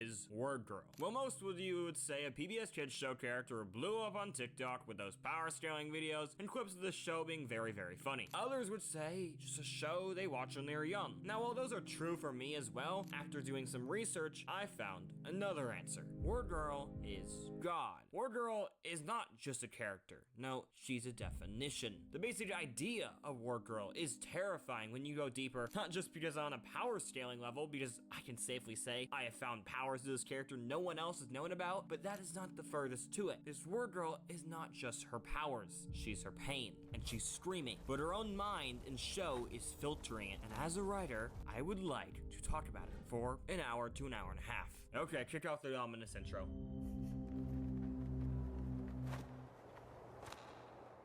Who is Word Girl? This is a question I asked you to the very start at the very ominous intro and answered equally ominously, but there are actually a few interesting answers. Her name is Becky Boxford, but as a superhero known as Word Girl, she's obviously a kid show character, PBS to be exact. This will be important. She is also a one-to-one Superman parody, except for the funny fact that the planet she's from doesn't blow up. Her parents just lose track of her and she wanders off into a spaceship, taking her many galaxies away to little old Earth. There's also another difference I'll get onto later. That's called foreshadowing. I'm basically...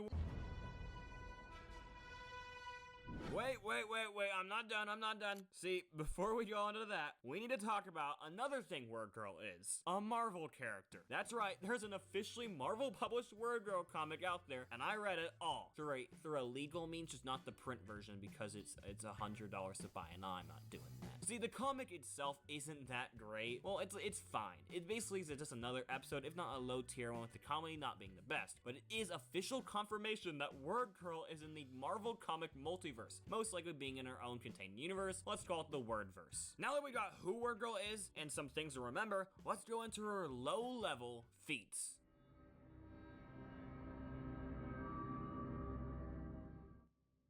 Okay, so Word Girl is a superhero with a few powers, more than a lot of the Superman copycats and parodies. The basic ones are always flight, strength, and durability, with Word Girl having all those, but also having super speed, super hearing, enhanced sight, and also apparently a cold breath, which she generates by freezing the air as it leaves her lungs, and she also sometimes sucks up the air like a vacuum into her lungs, so she just has super lungs. She also can sit on clouds, apparently. This is an actual ability in her wiki. I'm guessing it'll be very good against villains. It probably could kill Homelander with this one alone. She also is resistant to mind control, which could be a part of her genius level intellect. Oh yeah, I forgot to mention, Word Girl being Word Girl is, well, Word Girl. Confused? Well, she's not, because Word Girl has a complete understanding over all English language, every word, and theoretically other languages as well, as she's read hieroglyphics in Spanish, so theoretically she has access to all spoken or dead and written language. I'm sure that won't ever come up again. She also has invulnerability. That's neat. It apparently is because her body has some sort of super dense molecular structure and fully charged bioelectrical order to combat atoms when they try to damage her. So yeah, she's fully invulnerable. We'll get more into her exact durability. Guess how good this molecular force field is later. She also doesn't get cold, and can also breathe in space, which is something a good amount of Superman parodies can't do. So that's a leg up there, or I guess a lung. Two very, very strong vacuum-like lungs. Now that we have her powers set out of the way, let's go into the very basic feats she does with them. Okay, so you may be a little confused in like a minute once I start listing these basic, simple feats, as I couldn't find any, but there are some of her low-level ones. Word Girl is able to bend metal bars, also flying through buildings without a scratch on her. She's also able to bend forks. Yeah. Oh well, she can throw robots into the sun the size of a skyscraper without any effort. She actually does stuff like this a lot, not just throwing giant robots, but like putting no effort into things, but doing crazy things. Basically, a lot of things just seem easy for her, like throwing robots into the sun. This is very scary because A, she's a 10-year-old, meaning she's not done growing in terms of her power, but also, if she can throw things into the sun as a casual feat, what's a serious one? What's a workout look for Word Girl? I really want to not be on the same planet when she does a workout, but I just want to know. Speaking of throwing robots, let's do some math. Well, I'll do math, so I'm guessing you don't want to do math while watching a YouTube video, but thankfully it's quite simple. Word Girl is throwing the robots to the sun in like a second, which is throwing at like 500 times the speed of light. So that's insane, like really, really insane, because A, she's not even running or flying, she's throwing, meaning she's basically transferring energy, and to put the math out of the way, the throw of those robots, again, hundreds of times the speed of light, is hundreds of times that of the asteroid that killed the dinosaurs, or almost 15 magnitude earthquakes which could destroy and vaporize the entire planet. So yeah, that's all in the good day's work of our educational PBS kids show superhero. Next feat. Oh, and after looking at more powers she apparently has, I learned she has a sonic screech, which can damage people, which isn't scary at all, and probably will never need to be used to fight a certain evil Superman parody. But I'm sure that's all her powers. Okay, Okay, so we've established Word Girl's low tier feats, which are honestly not that low. But there's another one I want to mention before we get to the universal, even multiversal breaking ones. Word Girl basically tanking a nuke. Let me explain. There's an episode where a town-sized asteroid is heading towards Earth, and Word Girl just catches it like it's nothing. Kind of like if you were lifting some heavy furniture. This is, to put it simply, insane. Something I've said so many times, I'm going insane. But I digress. She throws this big space rock hundreds of times at the speed of light into space, which again is insane. And also because she catches it, she takes all the force of the asteroid hitting her, which is the equivalent of the Nagasaki bomb, and she doesn't even flinch. Okay, so we covered all the low-level feats I can really give you, and I can safely say power-wise, Word Girl's a pretty powerful Superman copycat. But why does that even matter? Why does it matter if this random kid show character is kind of strong and throw things at the speed of light sometimes? They're made to teach words. They would never use their powers for evil. They have no real effect over anything you care about. Oh my sweet summer child, you haven't even seen Word Girl being gaslit by God yet. But first, I like to do a little less math-heavy analysis of Word Girl herself.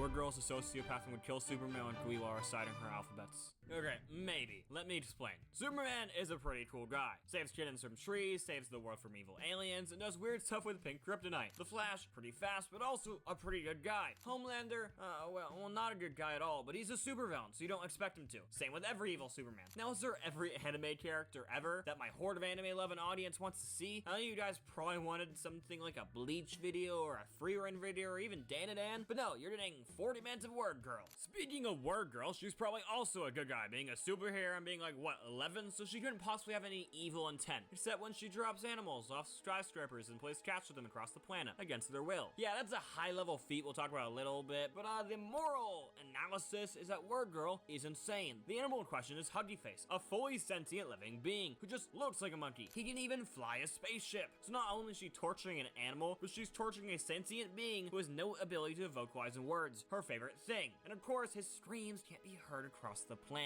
Except they can, because she has super hearing. Basically, to put it simply, Word Girl, or Becky, has an extreme ego and is very selfish. This actually is on her wiki, and her main weakness being ego and discounting other beings and their worth. Sure, she figures out in the end of every episode usually, and also has a very similar train scene with her own version of Omni-Man where she proclaims the value of a human life. No, literally, watch. Before me, you had a ton of trouble with all these second-rate villains.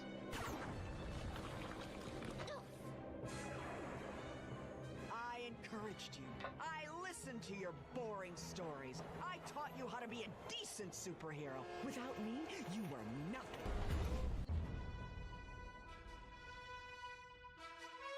Side tangent aside, Word Girl wouldn't really just go rampaging and destroying everything yet. She still has a large ego though, and is selfish and ignores a very important rules, like physics. Now that we've covered Word Girl being a menace, let's go into her high-level feats, speed feats, as that's where she's holding her strength.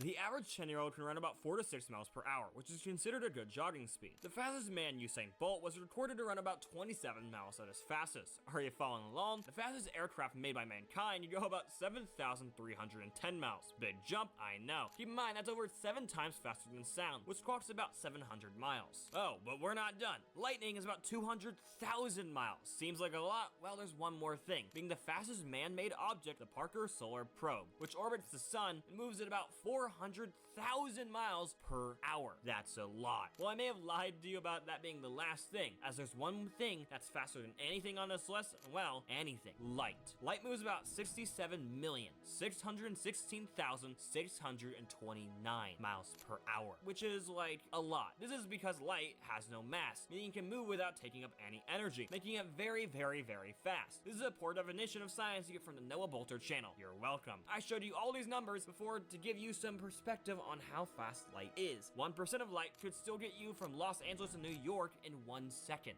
So, how fast is Word Girl, you may ask? Oh boy. Well, let's go over some feats. We already know she can throw things 500 times faster than light, which now you better understand what that means. That should safely make Word Girl's punches very, very, very, very, very strong. But I already explained that. Let's talk about her flying speed. See, Word Girl doesn't run. No, she flies very, very fast. There are about 3 big speed feats to go over. First being her little game with Huggy. Remember how I mentioned in the last section of her playing catch with not only a living creature, but an equally sentient being, dropping him from a skyscraper and seeing how many times he can fly across the earth? Well, that is not only psychotic, but also an insane in terms of speed. Word Girl flies across the earth over 5 times in 19 seconds, which is already crazy, especially the fact that she's literally playing a game and is not taking any of this seriously. But that's not all, because we did a zoomed out shot of Earth on one of her laps. In said shot, she's able to make it around the entire planet in 1 second. This is about 1/7 of the speed of light, or about 14% of light speed, which is again, 1% was crazy, but this is not the end. Apparently, in those 19 seconds, also able to find, buy, and put on a hat from New Mexico. This is proof she most likely has to have some sort of flash time perceiving reality slower, or how else would she perceive reality to enter a building and buy a hat? Another feat many folk don't mention, except one person I found on a wiki comment, is a feat made by Word Girl when she was a baby. Basically, remember how I said it would be important that Word Girl just got lost and wandered to a spaceship? Well, this is part of the reason. The other part will come later on.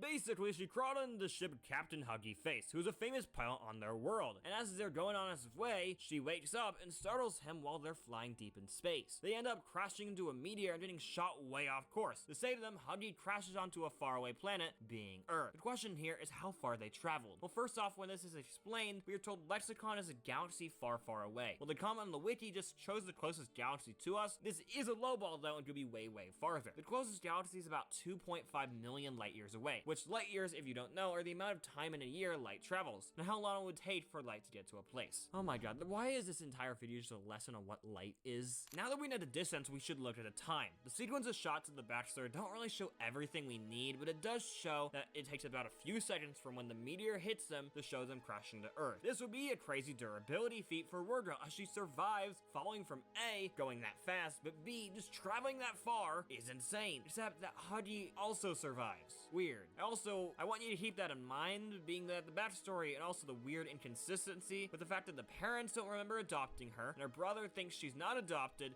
and this story itself doesn't really make sense, even though I explained all that math. And altogether, this feels weird, but I digress. Another non-speed feat is probably her best strength feat, where a character mentions she can lift a mountain with her pinky like it's nothing, and Word Girl doesn't disagree, and it's very implied she can. So what does this mean for Word Girl's strength? Well, after looking really hard for math on this one, I found the average really strong pinky can lift about a few pounds. Remember, Word Girl's 10, so lifting a few pounds worth of pinky is already impressive. But the quote is that Word Girl can lift a mountain, and the average mountain is about 6 trillion pounds. At least that's what I found from math, which I have no idea how anyone could measure that, but I digress. Does that mean Word Girl's pinky can lift 6 trillion pounds? Again, mentioned like it's nothing for her. That's about 2 times 10 to the power of 12, which is 2 followed by 12 zeros, all from her pinky. Superman at his best, which is weird as so many writers have written him, so his strength is whatever it needs to be, but one of his greatest feats is lifting what would be 18 zeros. This was hard for him, and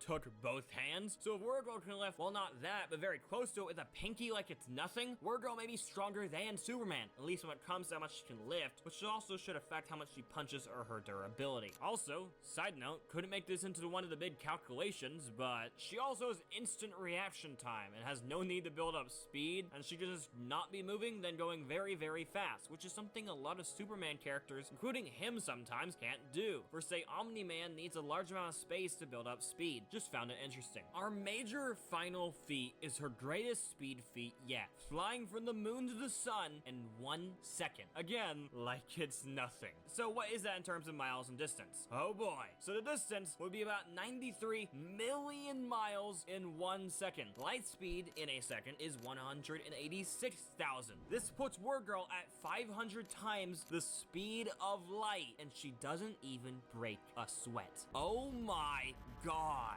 Oh boy.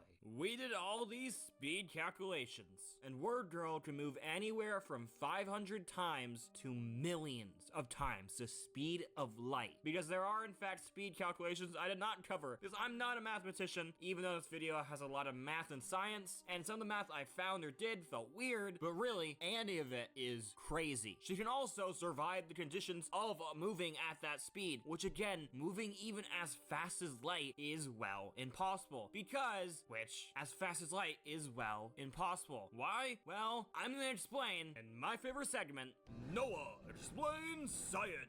Poorly. To go faster or as fast as light, your mass would become infinite, but that physically is impossible, as the universe does not have enough energy to go infinitely. But because light has no mass, it requires, well, no infinite energy. So, what does that mean for Word Girl? Well, according to science fiction laws, but also logic, for her to move 500 to millions of times faster than light, then, well, Word Girl is breaking physics. Let me explain. For Word Girl to travel faster than light, she would have to beat herself when getting from A to B, as she is traveling faster than light. We can actually see this as she flies, as she leaves a trail behind herself, which would be a visual representation of her outflying light. This would be breaking the concept of cause and effect, and to simply put it, she would become a vacuum that sucks up all mass in the universe and basically destroy everything, and should technically be able to time travel, if not already technically time traveling, as she beats light to the place she is traveling to. Still with me? Well, to put it simply, after doing all the math and science, we found that Word Girl does things that physically don't make sense. From traveling across the planet without, it blowing up, to throwing things so hard the entire planet should vaporize, along with the universe, as the energy output is over 100 times that of an asteroid that killed the dinosaurs. She also can survive Hiroshima, and her pinky alone has the strength to theoretically lift 30% in the universe. And with other noted feats, she has to be fully invulnerable, as she moves faster than light and can survive a literal asteroid. So the final question is, how is the universe not dead? Well, I think to get there, we must first cover a single power I have hidden from you. The greatest power a fictional character can even have. Fourth wall awareness. Before I tell you the next very important part of this video, please subscribe, as this video took me many weeks to months of my sanity. I'm trying to get 1,000 subs, so I'll be closer than that VPN sponsor, as without it, am I really a YouTuber? Either way, back to the video. Fourth wall knowledge is a really interesting power, and is basically just a character knowing the fourth wall. The fourth wall being the audience, and the existence of the show and the characters as fiction. People like Deadpool or She-Hulk have knowledge of the fourth wall, but I do think there's a difference in knowing of the fourth wall and breaking it. Take Dora versus Deadpool. I know, silly comparison, but stay with me. Deadpool always knows he is fiction, making constant jokes about it and even using it to affect his fictional plot, from jumping panels to trying to watch the movie he's in. Dora does not do any of these things. Dora doesn't really have knowledge of the fact that she's in a show, just talks and asks questions. To be honest, she's more likely to be schizophrenic than have fourth wall knowledge. Now, where exactly does Word Girl fall? Well, Word Girl in the show constantly reference the fact that the show, with Word Girl talking from the script and her joy in not following it all the time. But if it was just Word Girl talking to the audience like Dora, it'd be a little less notable and probably wouldn't even have me making a video. But it isn't just that. No, because I've left out a very important detail, a vital character, if not the most important one, the narrator. All is as it should be. For now. Meet the narrator. I would put something on screen, but there's no one to put, as he's a disembodied voice. Or is he? Most kids' shows from Word Girl's time have a narrator. There is an important difference. Like I said before, this show doesn't just acknowledge it's a show, but uses it as a key plot point. The part I forgot to leave out the last time was that the fourth wall breaks always include the narrator. Most Word Girl fourth wall breaks are by talking to the narrator, and sometimes disobeying him. The narrator is an interesting character. He seems to have knowledge of all things, including the script and whatnot. Now that you know of the narrator and how Word Girl interacts with him, I can bring up how this is an actual notable power. Because knowing the fourth wall and being a show is a very interesting detail, but without the next point. Alright, so looking good so far. Yeah, so let me just create a new layer so I can start cleaning it up. But physically break it. At first, I didn't really believe this, as I couldn't find any examples of Word Girl using a power to manipulate the world or affect anything from a fourth wall sense. She could sometimes trick the narrator and telling her things, and also somehow did something that was not in the script, and doing things the narrator somehow did not know she would do, meaning she can very much defy the script of the show she is in, but other than that, no real power, except for this scene. Why are you looking at me? We know you know where the butcher went. Well, maybe. Look, even if I do know, I can't tell you. We have a formal way of doing things, and they don't involve me just telling you stuff. And it's formal for you to follow the script and not look to me to give you shortcuts. Okay, okay. All right. Meanwhile, at the store you buy gold. Wait, we're supposed to switch scenes before I say, oh, man. Sorry about that. This scene literally shows her wanting something, the narrator saying, no, I can't tell you, and then she just physically grabs the next scene, puts her head over it, and takes a peek. If looking at this from a logical perspective, then for her body to be over the black outline around the scene, she's basically exiting her fictional world and taking a peek of the next scene from our real world. Word Girl can transdimensional travel. Screw not having any reality warping abilities. She has the ability to see into the next scene against the narrator's will. Word Girl's able to define the narrator himself in the confines of her show for her own personal gain. So the only question is, what can't she do? One thing I'd like to talk about more on the idea of what I'm doing than the actual Word Girl. I am analyzing a kid's show, making theories about it, and talking about the writing like I would with a renowned well-made movie or film. Now the common argument is, why? Why are you making an hour-long video about a show made for little preschoolers? The writers didn't intend any of this. It's made to teach kids words. There's nothing beyond that. L ratio, blah blah blah. Well, to be honest, you're right. The show is made for preschoolers, but it's also very evident that this show has a lot of hard work put into it, from the writers to the animators to the voice actors. Like, look at this scene, for example. I'm still just Becky Botsford. But you're also much more. You're Word Girl. When Word Girl's trying to say she's not different, she's just Becky, she's normal, the first thing her friend sees is her feet hovering above the air. Not exactly normal, but to Word Girl, it is. And throughout the entire show, it is shown that she forgets her powers make her different. She's not normal, she's not even human, and this scene doesn't need Violet going, oh, but you can fly, like I'm doing right now. Because the writers are good enough to know when to give it up to the audience and let them figure it out. You know, preschoolers. That is a level of respect Word Girl gives to its audience, and I think it deserves respect for it. Sure, they're not an Avatar or an Owl House, where the show is very much falls between age groups. No, this is a show for very small children, just a good one, and that's why I think it deserves to be treated as well good. It deserves for me to look at the writing as intentional, even if not every bit was part of a greater theory or story. Another question I know a lot of you, including myself, asked earlier is why the Earth has not imploded, or the universe vaporized, or just her villains turned to red paste. Like, Word Girl's main foe is a scientist who steals cheese. How does this Superman level character have a hard time with that? Well, I actually think the reason is because it's a kid's show. Now, at first you may think this is me undermining the show like my opponents may, but no, I am simply saying the truth. Word Girl is a show watched by small children. That is the audience. The difference between other shows watched by small children is Word Girl herself knows about the audience, and she is warping reality itself, holding not just her punches, but the laws of physics to her will to make the show suitable for airing, all in a deep fear of the show being canceled. Don't believe me? I didn't either, until Word Girl came knocking and defined a new word: censorship. Word Girl is a kid's show, meaning you can't show the world blowing up, because A, there'd be no more show, and B, that'd be a lot of death for a PBS show. Same with turning her enemies to paste. Word Girl doesn't kill them because she's still a written character on PBS. But I feel like there could be an in-universe answer still, especially because Word Girl and the narrator know about the outside world. So maybe the outside world's answer is the same as the in-universe one. The reason Word Girl doesn't destroy the world every moment is because it's a kid's show. She holds back for the kids. There's actually a whole scene where she tells another hero to hold their punches, to build suspense, not for the villain's sake, but for the audience. Actually, I think I can break out of this pretty easily. No! A superhero needs to know how to build suspense so the audience gets excited. Really? Okay. I mean, I'll never break free of this heavy cage with my not strong arms. In fact, I don't even have arms! Is it even possible to calculate what might happen?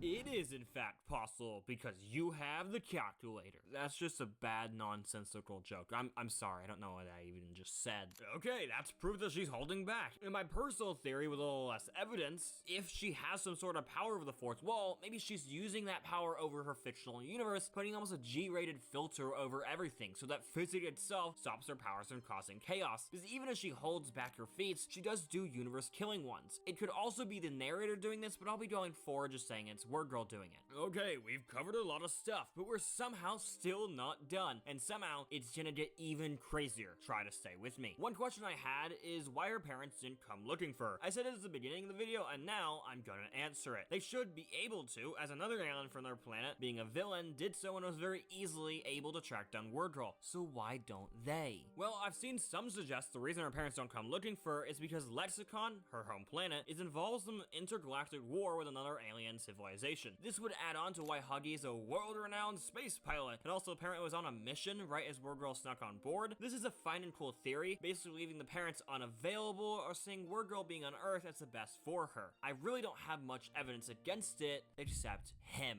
Huggy is just so suspicious, very much trying to stop Word Girl from revealing her identity to her adopted parents, who for some reason don't remember adopting her, or you know, a pet monkey. Huggy Face is also way older than Becky, as he was an adult when she was a toddler, driving the spaceship that took her to Earth. This is interesting because it makes sense why Becky wouldn't really want to go home, but why doesn't Huggy? He is a literal brother. He's a grown adult who goes on dates and flies spaceships. Why does he not want to go home? At first I could see it as it being the war, but like if there was a literal war, wouldn't someone mention it? What about Miss Power, someone from Word Girl's home planet, or the narrator, or just Word Girl as she has knowledge over the fictional universe, and in return should know exactly what is written in the script, meaning she should know about her origin. Plus again, everyone in the show is just so suspicious, I swear. For example, Huggy is practically tortured by the cast, mainly Word Girl, by being treated as not only a sidekick, but a pet, put in literal diapers. This is a 30-year-old man. Why would he let this happen? Why doesn't he just go home, fight in the war if there is one, or you know, just go home?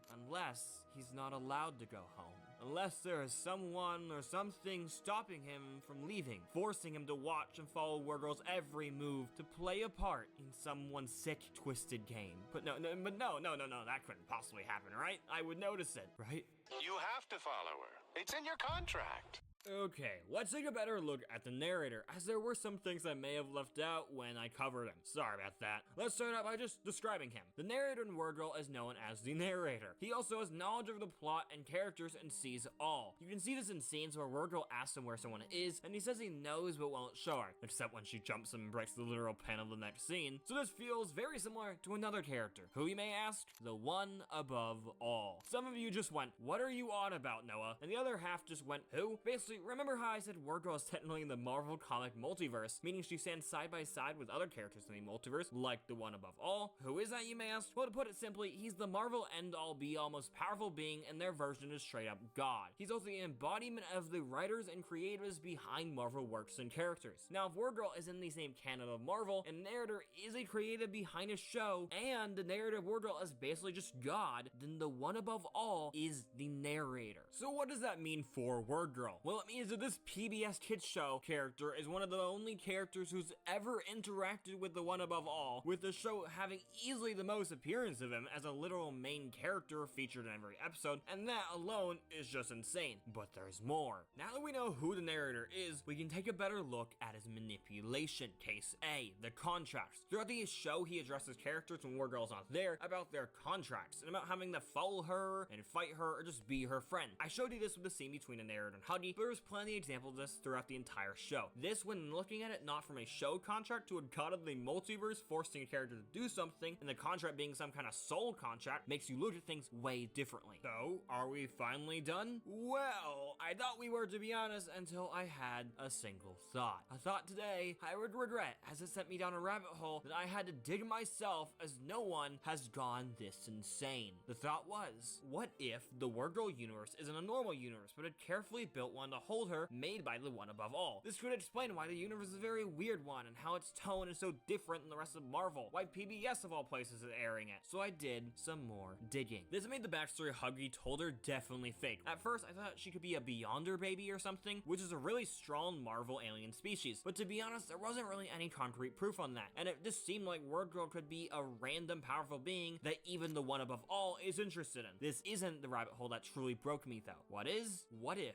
every villain and main character in the show is taken from another universe, and then some sort of weird word girl kid show filter warps them into a different version of themselves. Maybe I couldn't find someone for word girl, but she is the main character and the reason for all this. But the side characters, well, that's where things got interesting. Huggy Face. Well, I couldn't find any monkey characters in the Marvel multiverse who were similar to him, but then I thought outside of the box. Stay with me. Universal owns Curious George, and they once owned the Hulk, who is a Marvel character. The one above all is the writer and embodiment of creativity and producers, aka the studio behind the creations of Marvel characters. Then fourth, all the studios have ever had access to Marvel characters, which means that the one above all should have control over all characters owned by any company who's ever had access to a Marvel character at a time point because he exists outside of time. OMG, Curious Oh, George hey, is the Word Denise. Girl universe, and he is a Yeah, no, I'm doing multiversal Word Girl good. version of Huggy Face. Yeah, so This right now I'm just working on the second sketch request for Gadget. Yeah, so I'm drawing like a super boring version of I want to say like from the DC characters. I think that's all. That's all. Right. Wait. Oh my god. If the one above all has access to all characters in the pantheon of any studio who has owned or had crossovers with Marvel characters, does that mean this comic run where DC and the MCU crossover? But yeah, so how about you, Denise? So how you doing? The supervillain and Word Girl Dr. Two Brains is Dr. Two-Face from Batman. They're literally the same person. They struggle with two minds. Both must feed their animalistic side or they'll be consumed. Both were scientists who were once friends with the hero, except one was stolen from his universe and made to a cheese-loving rat man to fight an 11-year-old. Okay, I think we're finally done. I'm so sorry to any headphone users, is what I would say until I noticed this. I was scrolling a wiki page and found a credit for a voice actor who is well known for a certain character, Tom Kenny, voice actor for TJ, Word Girl's brother. The one above all as the embodiment of all creative people behind the show, he is the embodiment of Tom Kenny, which means any character played by Tom Kenny is in access to the one above all. Oh my god, SpongeBob is Word Girl's brother! Need proof TJ doesn't like lemons. Guess who also doesn't like lemons? SpongeBob. He's in an episode where SpongeBob is a superhero. He fights an evil organization called Lemons. Oh my god! Okay, that was a lot. I know, it was a little bit insane, and I am so sorry to headphone users, but what can I really say? Studying Word Girl lore for this long should drive anyone to the end. But I'm not done, as I still have a really important question I want answering. Why? Take all the stuff I just said as true or not, but to take the basic idea that the narrator, or the one above all, is manipulating the situation and world around Word Girl so she never break, making it so villains fight her, so her friends follow her, and whatnot. Why? Well, think logically. Word Girl has already been defined as a very, very powerful character, but not in terms of strength or speed, because there are plenty of characters who are also very speedy or strong. No, she's powerful because her ability to manipulate and break through the confines of her reality, and the narrator, or the one above all, must have known that. And throughout the show, we see her defying him and possibly his worry growing. His worry that she could break out. The worry that if she broke, that she stopped holding back, that everything he worked through would be broken. That's why every episode is a lesson for Word Girl. Alright, so this one looks very nice. Oh yeah, so Gadgets, if you're still there, let me know what you think. He makes the audience and appealing to them and making sure everything was show friendly a big deal to her because it makes her hold herself back, something he can't do. We know there is some kind of power imbalance when Word Girl in that one scene I showed you jumps the scene change to find the scripted self, but also the one above all. He did not know that would happen. Word Girl has the power to do things the supreme being of her omniverse doesn't know about or can't do. That is why her entire life is carefully built to hold her, to distract her, because if she breaks, the world and of course I did send him like a quick message on Discord. And let's be honest, that'll never happen. Word Girl is good. She is a good hero, and the narrator will always be there for her. Oh yeah, that sounds very nice, Denise. You know, actually, it's been a long time since I tried like Panda Express. Yeah, I want to say I tried it last year, but I want to say it was like a couple of months if I want to be like realistic. Yeah, maybe like maybe about 6 months ago. At least for me. Why does any of this matter? I've asked you this before. Oh, okay, cool. So it looks like Gadget approves it.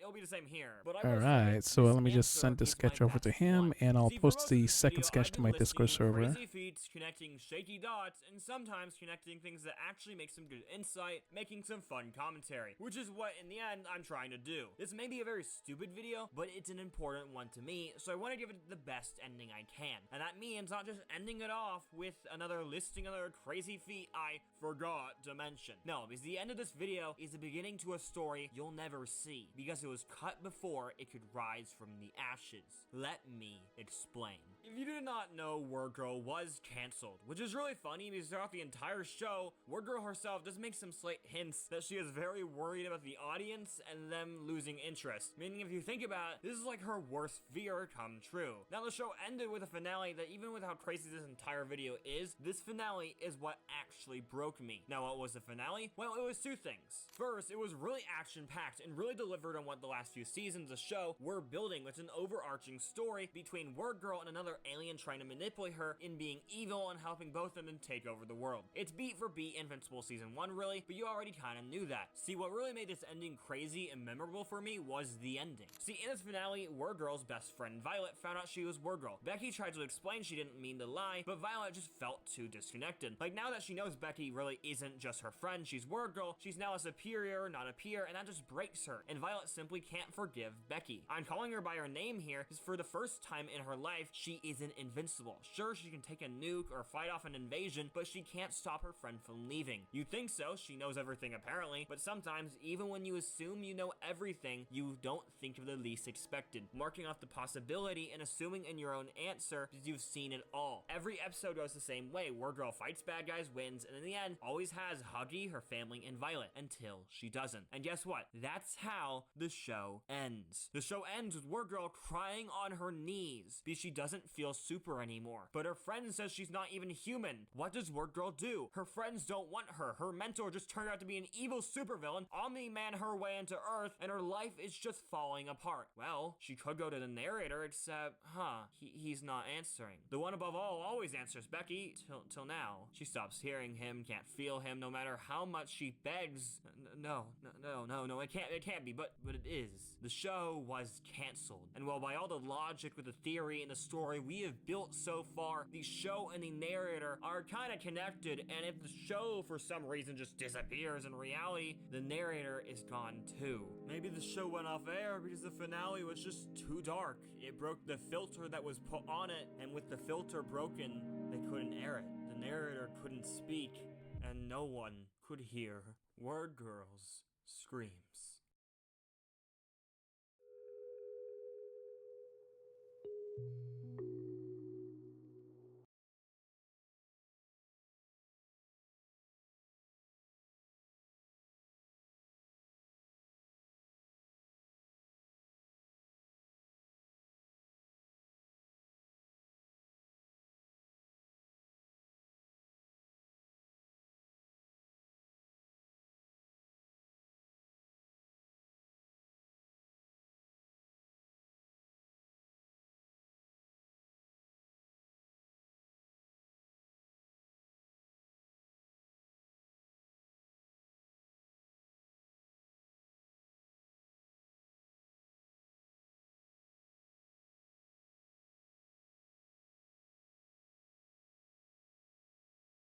Remember when almost every game was set on a tropical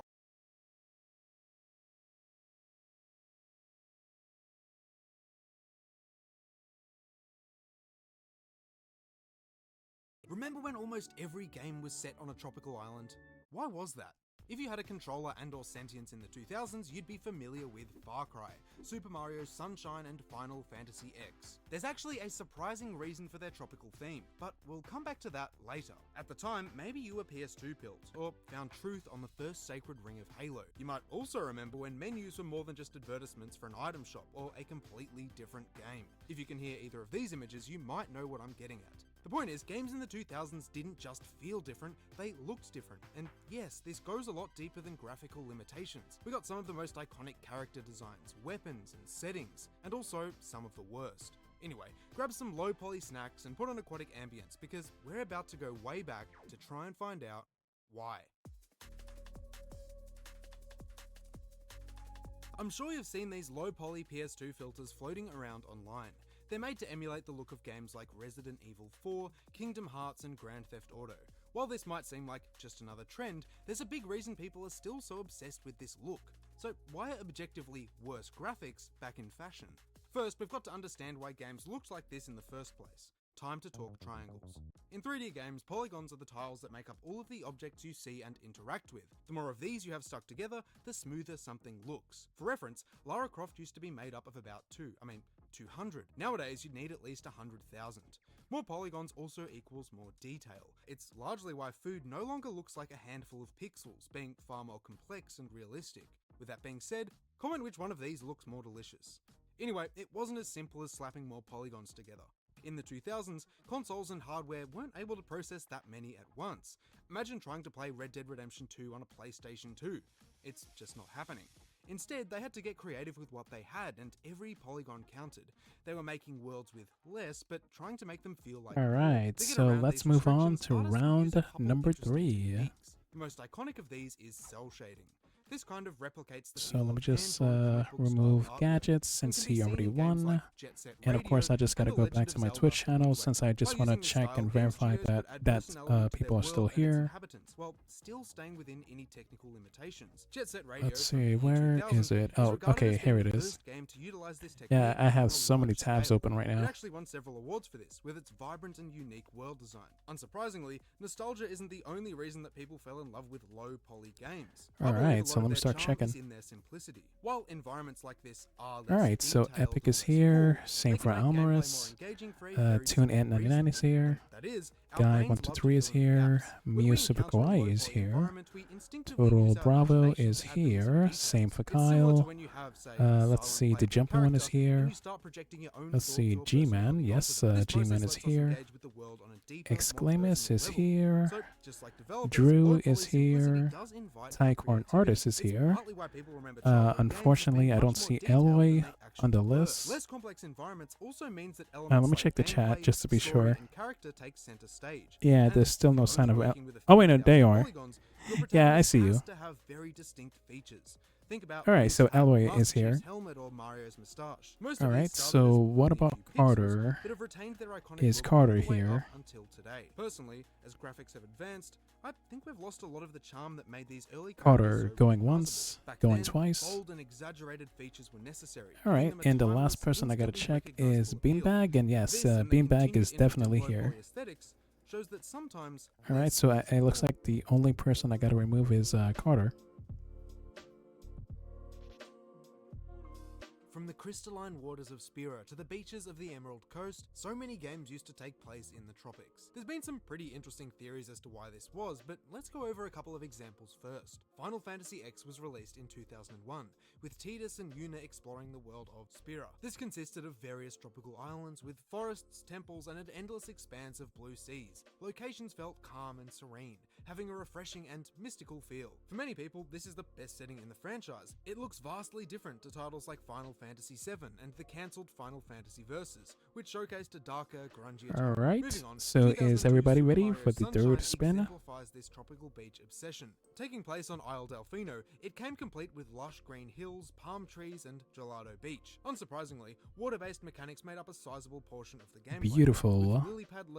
Alright, so like I always say before, clicking on the wheel in 3, 2, 1, and best of luck to everybody. Being only a single location, while the different levels did keep things Okay, so rolling. Who's going to be the third lucky winner? Still, this is the minority, and it's even recently been remastered. Other honourable mentions include The Wind Waker and Kingdom Hearts 2. Before we get a bit game theory, the obvious reason for these environments and the prevalence of the ocean is that, well, it was possible. Simulating splashes, ripples, and dynamic water is not easy, and it was only just becoming accessible in the early 2000s. Studios were saying goodbye to the chunky water of the 90s and welcoming in the moist horizons of the new millennium. Okay, so it looks like we got our answer. So the third winner is Guy123. And could just as easily be interactive. Yeah, lucky you. Instead. Now, you might have noticed a common thread across the games I've mentioned, namely that Alright, so let me just put this in the chat to make it more official. Games never had these environments, but their use definitely leaned in one direction. In line with this, it's possible that a lot of inspiration came from the country itself. The lead writer of Final Fantasy X, for example, notes that a trip to Okinawa was heavily inspirational. When comparing locations, this makes a lot more sense. Others have taken this a step further, suggesting that vacations to Hawaii inspired a lot of development teams. Whatever the case, I miss the tropical focus of the 6th generation, and always love seeing these environments whenever they pop up today.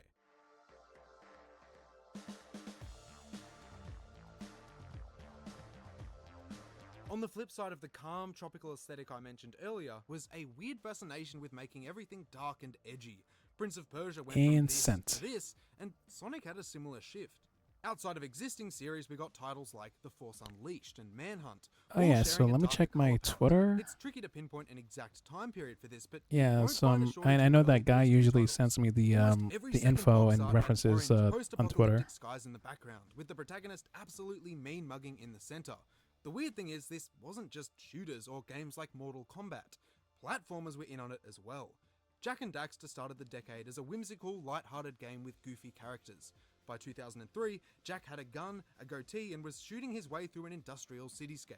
The same can be said for Shadow the Hedgehog, which was an unexpected shift for the franchise. I mean, the menu select sound is literally a gunshot.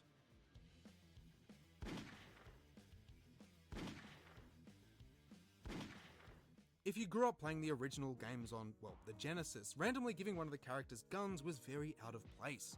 Consequently, to many, it seemed like the developers were just trying to chase the trend of violently edging, coming across as cringe and inauthentic. On the other hand, some people did like this tone and the game got them into the franchise in the first place. Anyway, was there a reason for this switch? The answer is yes, but it depends on who you ask.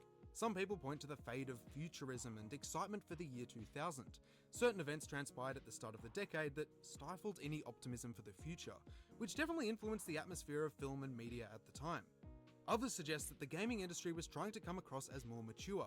Games weren't just for kids, and the people who grew up playing on these consoles were becoming teenagers and adults. It made sense then to provide edgier content that looked cooler and took itself more seriously. This proved to be viable, and you can see this in the fact that an M-rated shooter shipped as Xbox's launch title. Before we dive any deeper and things get even weirder, a quick word from today's sponsor. Speaking of navigating digital worlds, it's important to make sure your own are private and secure. A big thanks to Surfshark for sponsoring this video and making this process extremely easy. No, seriously. With Quick Connect, you can hide your IP and change locations in a single click. For all intents and purposes, I'm currently living in the UK. This allows me to easily watch shows like Top Gear, which otherwise would have been expensive, illegal, difficult, or all of the above, and no one has time for that. But the benefits don't stop there. If, like me, you're juggling work, study, and gaming, you probably have a couple devices that you'd like to keep away from prying eyes. With unlimited devices for each subscription, Surfshark has just the thing for this. One login and you can keep everything safe and private. You could be watching region-locked K-dramas on your MacBook and Canadian Netflix on your PC. If you still aren't convinced, Surfshark offers a 30-day money-back guarantee, so you can give it a spin before committing to a subscription. It's never been easier to protect your online activity, and now is a great time to start. With code EXTRAMINT, I've secured you an extra 4 months for free. Click the link in the description to learn more.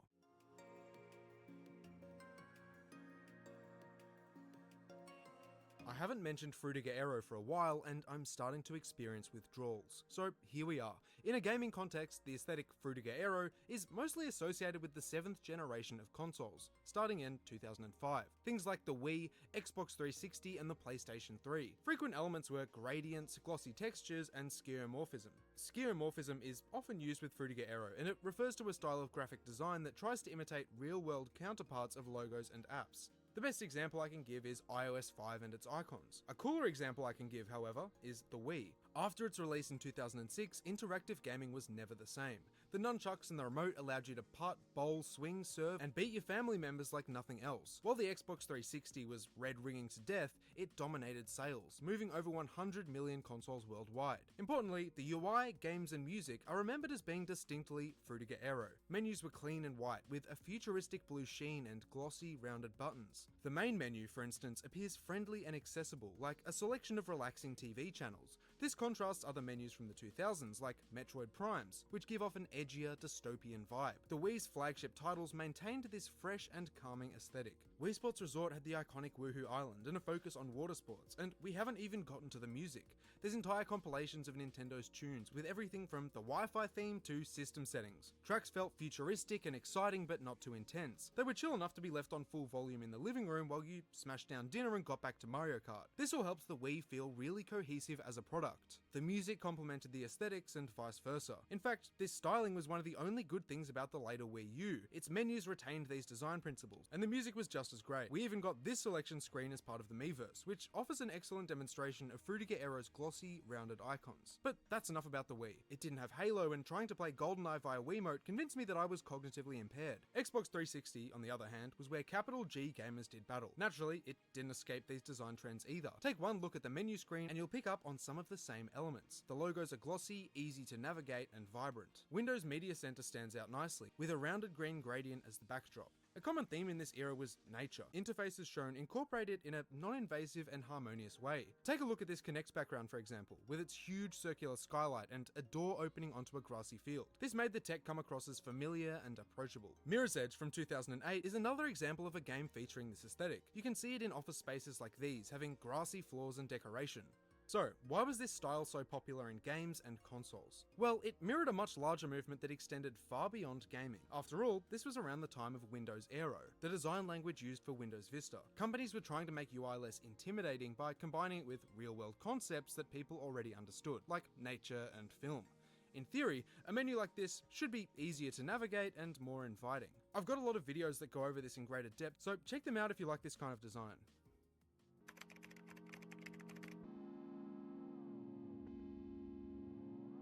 It's one thing to talk about the design of games themselves, but the community at the time was just as interesting, and a lot different from today. In this image, if you weren't distracted by the guy duct taped to the fucking ceiling, you might recognize this as being a LAN party. LAN, or local area network parties, were gatherings where people would bring their PCs or consoles to one location and play under the same network. This allowed for a semi-stable multiplayer experience at a time when high-speed internet wasn't widely accessible. Now, while people still host these today, the community is far smaller and more niche. We'll get into why exactly in a moment. Regardless, popular choices in the 2000s were games like Halo CE, Half-Life 2, and Warcraft 3 Reign of Chaos. These typically offered fast-paced multiplayer modes from PvP to PvE. I'll pause for a second here to clarify that these were pretty huge, despite not always being an easy undertaking. You'd have to carry your tower, monitor, keyboard, and 15 packets of Doritos to your mate's basement just to get things started. CRT monitors aren't light, which made things all the more difficult. Of course, LAN parties weren't simply small, sweaty gatherings at someone's house. Large-scale events, which have been going on since the 90s, have drawn much larger crowds.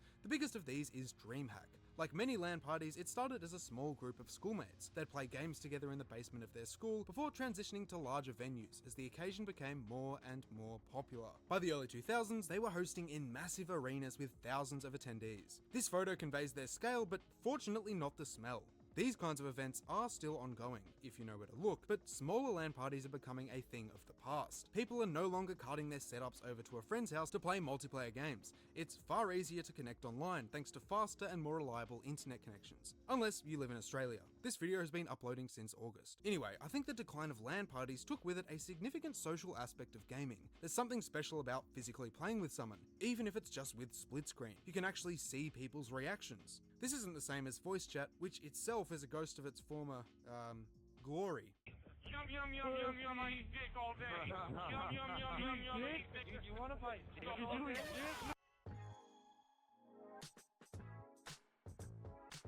We've already established that online gaming was in its early stages, but things were rapidly evolving. By the mid-2000s, Pandora's box had been well and truly opened. The competitive scene changed forever, and we got things like voice chat, microtransactions, and their consequences. To understand how this influenced the look and experience of gaming as a whole, it's time to go back. The year is 2002. You've just bought an Xbox from GameSpot, and on the way out you grab one of these. At home you pull out the jankiest mic known to man and a disc giving you access to a strange new subscription, Xbox Live. It might seem pretty insignificant now, but this was a pretty huge deal back then. You suddenly had a gamer tag that was the same across every game, a friends list, voice chat, and the ability to play with people all across the country with a single button. Yes, the initial selection of games wasn't groundbreaking, but this was quick to change. As things started taking off, one series remained the center of attention: Halo. The second game had so much hype around it that it was covered in the news, having a massive midnight release and over 2 million sales before the end of the day. Bungie had absolutely delivered, and you could play it on Xbox Live right out of the box. To no surprise, the multiplayer used these features well. Proximity chat made the game highly social, encouraging interaction with both your teammates and the enemy. This is all but dead today, but the high skill ceiling remained consistent. Halo 2's multiplayer had combos, quick reload, the battle rifle, and sword lunges. If you weren't good, you were in trouble, and people would let you know. Naturally, Halo 2 quickly became a staple in Major League Gaming, being the focus of tournaments in the early 2000s. It goes without saying, but Halo heavily propelled the growth of esports and earned its position in the mainstream. Over on PC, things were changing as well, and another game genre was rising through the ranks. I couldn't not mention them, so we finally arrived at MMOs. Two names come to mind: RuneScape and, of course, World of Kung Fu. World of Warcraft dropped in 2004. It wasn't the first of its kind, but it was easily the biggest. Players flocked to Azeroth from all over the globe, peaking at 12 million during Wrath of the Lich King. It had a vast open world, engaging quest system, and robust social features. Guilds and raids, for example, fostered a sense of community that incentivized players to talk about the game and keep coming back. Going further, it created one of the earliest viral videos. Alright, chums up. Ready, guys? Let's do this. Leroy Jenkins! Coming from a raid in 2005, this short clip sits at over 24 million views, and that's on a re-upload. Surprisingly, this was actually faked, and you can find outtakes online. Do this. Leroy Jenkins! At least he had chicken. RuneScape was the other behemoth of early 2000s MMOs. Released in 2001, it functioned and looked a whole lot different to World of Warcraft. You could count the number of polygons on each character and still have a couple fingers down. However, where RuneScape excelled was in its freedom. There were so many different quests, skills, and activities that you weren't locked down to a singular path of progression. Mining, smithing, woodcutting, crafting, strength, and more were all available at launch, with other skills like farming added later in the game. Another key to its success was the fact that it was browser-based. You didn't need a crazy rig and a download to run this, just an internet connection and a working mouse. These kinds of games were incredibly successful in the 2000s, and helped popularize a lot of the trends we see today. Unfortunately, not all of these were good ones. The rise of online games gave cosmetics another, more sinister purpose: status. It wasn't just about what looked good to you, it was about how you were perceived by other players, and companies knew exactly how to exploit this.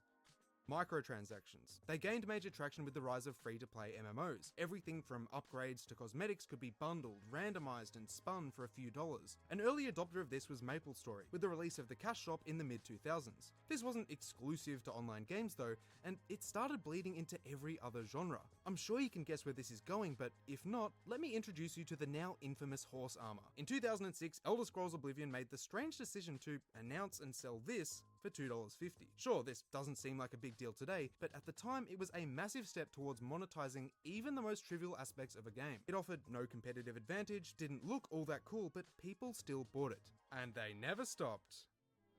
Massive midnight releases, LAN parties, physical game discs, disk drives themselves. All of these are quickly becoming things of the past, and gaming has changed a lot over the last decade. Microtransactions are par for the course, with Fortnite sustained by its item shop for the past 7 years. Going back to UI, I'm still waiting for a menu to give me the same feeling as Halo 3's. Games should feel exciting from the moment you boot them up. I don't want shop bundles being shoved in my face like Windows errors before I've even seen the title screen. Others have just become confusing, moving away from simplicity to whatever the hell this is. Some things, however, have remained strong. Old school RuneScape and World of Warcraft have millions of active users between them, and Halo is still a thing that exists. Even large-scale LAN parties have been kept alive by DreamHack. I also think, as a whole, a lot of people miss the low-poly aesthetics of older games and actually prefer them to the intense focus on graphical fidelity. But that's more than enough from me. If you enjoyed this video, consider subscribing because I've got a lot more on the way. And let me know what you think. Do you like where games are headed, or could we take some pointers from the past?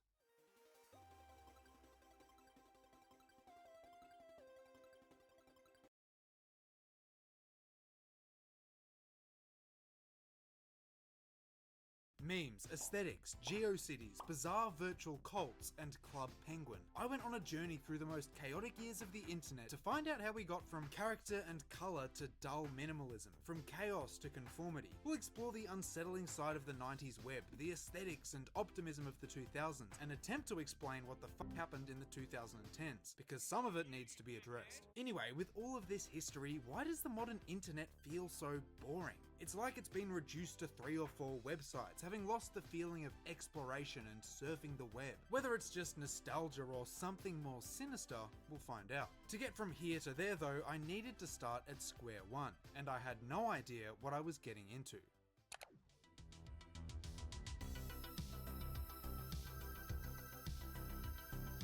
You can describe the early days of the internet with a few words. Fucking chaotic as shit. There were no complex algorithms serving up interesting content, and you definitely couldn't subscribe to see more of it. I uncovered some pretty unsettling stuff researching this video, and it was clear that things used to be quite unruly, but this chaos really only started in the 90s. Before then, the internet was actually a reasonably quiet place. Its precursors were smaller communication networks like ARPANET, primarily used by the military and academics. In fact, the first message ever sent was in 1969 by Charlie Klein. Originally intended to say login, it was cut short to low, and when he rebooted and tried again, he technically made LOL the first 3 letters sent online. Still, these poor comms demonstrated how slow things were at the time and how bad Charlie would have been as an IGL. Luckily, the internet wouldn't stay in the hands of academics for long, and as we jump forward to 91, things start to get a lot more interesting. A man named Tim Berners-Lee releases the World Wide Web to the public,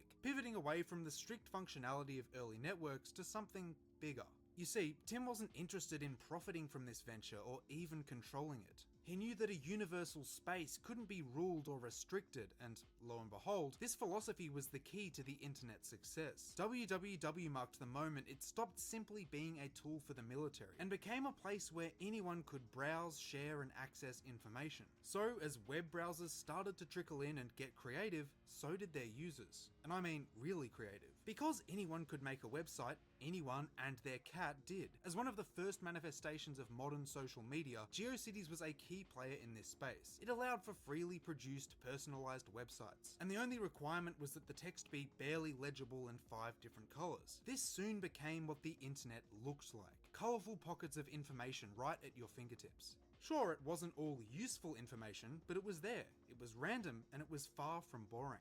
Naturally, this creativity wasn't reserved for lowly netizens. Compare the websites of companies like Apple to their modern counterparts. The UI is colourful and bold, a stark contrast to the slick minimalism you'll find today. At the time though, this was still probably conservative. Look at Pepsi in 1996, Space Jam and Microsoft. And yeah, that last one is bad. But Lynx Cars looks like that right now, so the crown is where it belongs. Anyway, all of this was right at the surface. Things got really weird when you dug a little deeper. What I'm about to talk about isn't a creepypasta from 2010. It was a real, functioning website from 30 years ago, worlds.com. When I first heard about this, I assumed it was some kind of abstract art project. There doesn't seem to be any rhyme or reason to places like this. Still, while its true purpose is relatively unassuming, it hasn't stopped several rumours from floating around. Worlds.com was launched in 1995 as an online chat room. It was kind of like VR chat before the days of Phantom Sense and not showering. Within it were a number of virtual spaces to explore, and these got pretty weird. The Googie Room is one of them, having a hideous yellow wallpaper and these strange creatures flying around. It would not be good to take Googs in the Googie Room. Another notable location is Bowie World. Again, it's mostly unsettling because nothing makes sense. I couldn't find any mention of bows, and instead the walls were plastered with this random person. Still, these worlds are an excellent demonstration of early surrealism on the internet. They didn't have a direction, and they didn't have to. People were playing because it was fun and novel at the time. As noted by the website's creative director, there was a fascination with the possibility of reinventing oneself online, living a second and purely digital life. Unfortunately, on Worlds.com, people would end up taking this too far. In fact, the game has been kept alive for almost 30 years, with not all of its players being so friendly.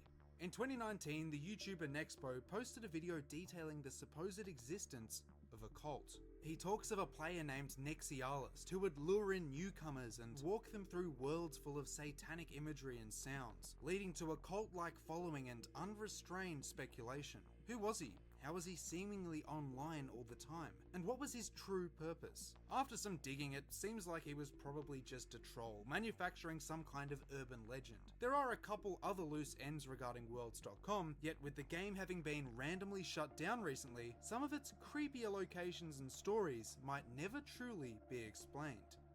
Rumors aside, these sites sum up the early years of the internet, experimental and deeply personal. There weren't nearly as many people online as there are today, making it feel like a portal into some secret community. The web design was chaotic and inconsistent, regardless of whether you were making a page for your cat or a billion-dollar company. As the 2000s rolled around, however, things slowly started to change, but not before computers almost ended the world. So a couple things happened in the 2000s. Computers started to look a lot more like blobs than cubes, UI started to become as adventurous as the internet, and a bug almost caused billions of dollars of irreversible damage. We may as well start there. The year was 1999 and the hype for 2000 was incredible. So much marketing was built around futurism. There were predictions of a tech utopia, flying cars, this will be Fortnite in 2010, and whatever this image is trying to say. However, as the new millennium came into render distance, a lot of this excitement was crushed. Labelled the Y2K bug, there existed an error in how dates were programmed into computers. Put simply, many operated under a format that only considered the last 2 digits of the year. As a result, when it came time to transition from 1999, the year 2000 would have been indistinguishable from 1900. People were terrified that systems wouldn't be able to accurately process the switch to 00, resulting in worldwide software failure. This was a huge issue, as hospitals, airports, and other high-stakes locations could face critical damage. Luckily, after doomsday prepping, widespread panic, and millions of dollars, the issue was solved and avoided. And with that, we've officially arrived in the 2000s. For a lot of you watching this might have been the first time you logged onto the internet. Perhaps you got stuck into forums or games like Club Penguin. At this point, we really started to see memes take off. Dancing baby, all your base are belong to us, and top text, bottom text as far as the eye could see. The web was still chaotic, although it had been streamlined to make things more accessible. While this didn't stop infamous viruses like I Love You and the Pikachu virus, it was easier to use than ever before. How was this achieved? Well, partly by making everything look cool.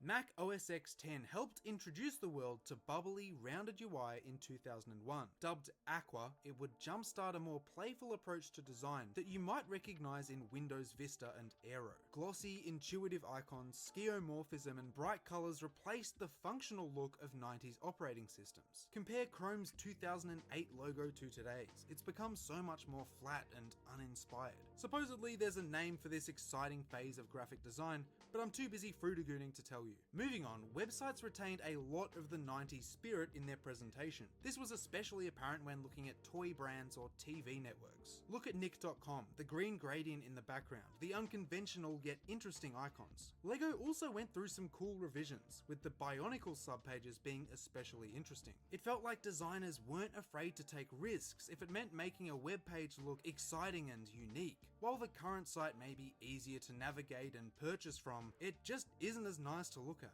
Real quick, who remembers all of those web games they used to have? I mean, goddamn. Exoforce, Glatorian Arena. I made some lifelong enemies on the LEGO Star Wars 3 website, on this minigame specifically. Honestly, I'm pretty sure some of these are like lost media now, even though they used to be everywhere. In the 2000s, the internet wasn't yet connected to every aspect of your life. You were still logging or dialing into this separate world, interacting with strangers on forums and updating your MySpace. Slowly but surely, however, things did start to mesh with the real world, and you began to see subcultures that were directly tied to the net. Scene is one of them, influenced by hardcore and identified through the exclusive use of this camera angle. You can partially thank Scene for the popularity of words like RAW, XD, RAWXD, ZOMG, LOLs, Oh yeah, and so on. see you later, Scene has made Mio. a sizable Yeah, take care, okay? resurgence recently, with artists like Yeah, so Romance, in the meantime, I'm just gonna continue working on the sketch for Guy, growing trend you definitely and hopefully I'll be able to be back. I mean, hopefully I'll be back streaming next week as well. That was nothing compared to the cultural giants we're about to see. Moshi Monsters, Pop Tropica, Roblox, Littlest Pet Shop, Largest Pet Shop, and perhaps the most iconic, Family Guy Online. Holy fuck, Brian, I'm coming. That last one came out in 2012 though, and we aren't there just yet, so we'll have to look at Club Penguin. It's hard to believe it came out almost 20 years ago, and the iceberg hasn't flipped since 2017. The game focused on cosmetics, activities, and social interaction. You even had a fluffy pet thrown in for good measure, which was par for the course in the 2000s. The in-game chat, in hindsight, was kind of sketchy, but a cool feature nonetheless. These kinds of games were a staple of late 2000s internet. Kid-friendly, colourful titles that ran on Flash. You can trace a lot of people's issues with microtransactions right back here, with many having purchasable content or subscriptions. $99 Club Penguin card. Who wants it? Looking at older demographics, 2003's Second Life is considered the first example of a metaverse, allowing you to curate your own virtual self. As I mentioned before, I'd say the success of Second Life and other similar titles stemmed from a cultural fascination around digital reinvention, the possibility of living an immersive, purely online life. Movies like The Matrix further popularized these ideas, and the notion that one day soon, you could slip away from the constraints of your physical identity. These games offered many people escapism through customization and anonymity. Although, looking at the player base today, I think there are other reasons. Before we arrive in the 2010s, there's another reason the modern internet looks so boring in comparison to the 2000s. Personalization has kind of died. So many sites used to be centered around the idea of customizing and showcasing your personality. Where the 90s had GeoCities, the 2000s had MySpace and Neopets. The internet still had a DIY feel, which corporations capitalized on as well. iGoogle is a great example, a service that allowed you to customize your search engine in a similar way to MySpace. This encouraged users to express themselves by making colorful and unique arrangements. You could add gadgets, change themes, and a whole bunch of other creative stuff. Unfortunately, iGoogle was cancelled in 2013, and a lot of these sites are all but dead today. Why exactly, we'll investigate soon, because first, we've got to make a quick stop in the 2010s.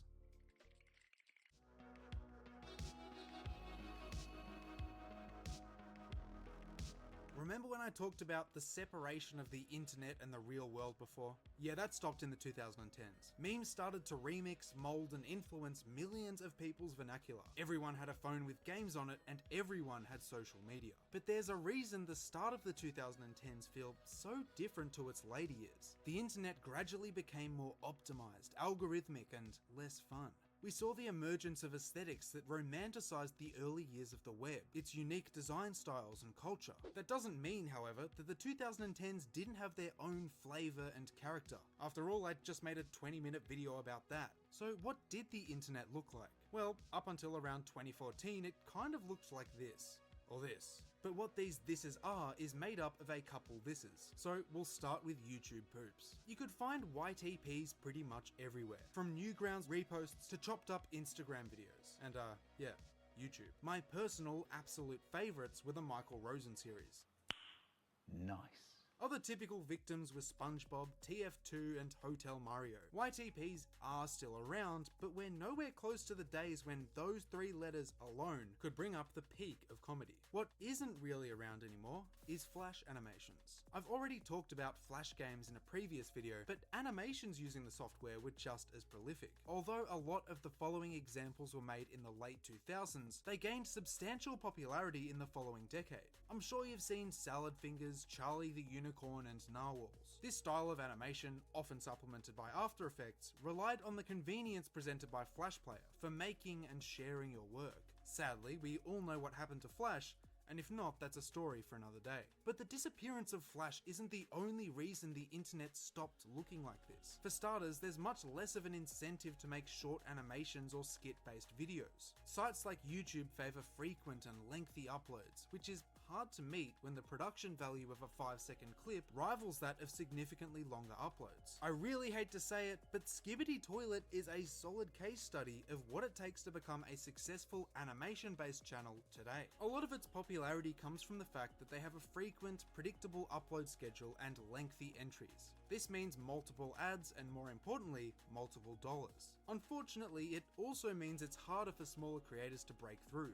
making the genre and the internet feel less creative. Speaking of creativity, something people did start to pick up on in the late 2010s was the slow transition into minimalism. This wasn't just the internet, it was houses, cars, devices, home screens, and UI. Many started to wonder if things always looked so uninspired. It seems like corporations had given up on packing things full of character to grab your attention, with the new philosophy being one of they'll buy it anyway, send the graphic designer back to the lobby, and don't forget his reboot card. I'm not saying that minimalism isn't an important and valid art style, but in many cases it did seem to signal a shift to absolute functionality at the cost of personality. You could tell when a company made this switch whenever they started using purely flat design. For Apple, look at the transition from iOS 6 to 7. For Microsoft, the 360 to the Xbox One. And again, Windows 7 to Windows 8. The reasoning behind this is relatively simple. Your average person was way more familiar with how to navigate a computer. Having skeuomorphic 3D buttons to tell you where to click and what they did was no longer a necessity, but man did we lose some cool designs. Let's take a moment of silence for Windows Media Player, Firefox and Safari. Off topic, but honorable mention to Jaguar. As this started to happen and the internet evolved into a more corporate, streamlined space, a new wave of nostalgia emerged for older design trends, in and outside of the web. I'm talking about this because it shows that something did start to change in the 2010s, and people began to ask, when did things stop looking cool? And so, around 2016, terms like Frutiger Aero, the Y2K aesthetic, and the practice of attaching core to everything emerged. These attempted to categorize and make sense of some of the interesting choices we mentioned earlier. Without further delay, let's have a look at some of the stranger ones and see how much they got right. We can start things off with Y2K futurism. I saw this fascinating post by How Vintage recently that does a great job showing how different decades saw the future. Where the 70s revolved around space, the 90s and 2000s envisioned a chrome-plated utopia. This contributed to an aesthetic characterized by shiny clothing, music videos like this, and of course, slick and exciting tech. Think edgy media player skins, fonts like this, and the internet being marketed as a mystical, all-powerful entity with limitless possibilities. As I mentioned, there was a fascination with blending human and machine, leading to some questionable UI choices, with this being a prime example. On a slightly stranger note is the aesthetic titled 2000s Virtual Singer. If you remember those weird ringtone ads, this trend will feel right at home. Look for the Gummy Bear album in stores on November 13th. Eurodance music would be paired with mildly obnoxious jingles and a 3D character made after 72 hours of water torture. Crazy Frog, Schnuffle Bunny, and the Gummy Bear that I hate were all icons of the mid-2000s internet. I always find it funny hearing people complain about Cocomelon today, when they were willingly sitting through 10 consecutive runs of this binaural hands-free hypnosis brain rot in 2008. Old Web, or Internet Core, is another aesthetic that emerged more recently. Naturally, it idealizes the early days of the internet, focusing on the freedom and individualism of the 90s and 2000s. Customizable web pages, old memes and interfaces are recurring symbols. Generally, this does capture the essence of the early web. It's colorful and chaotic and almost feels alien when compared to the current landscape. More to the point, it was clear Alright, that so people Guy, what do you think? disillusioned with the internet So is this a good size for his head? Or should I go bigger? With sites like Instagram and TikTok flooded with terms like Y2K. There was an interest in recapturing the past rather than looking Yeah, to let me the see if I future, can where zoom in previous a little bit decades were further. great to jump forwards to Okay, this so you said high-tech bigger. utopia. We were in it, Let me and see. not everyone was satisfied. This is a trend that has Let me really just center continued to this this. day. And with that, let's There we talk go. about today. Alright, so how about now?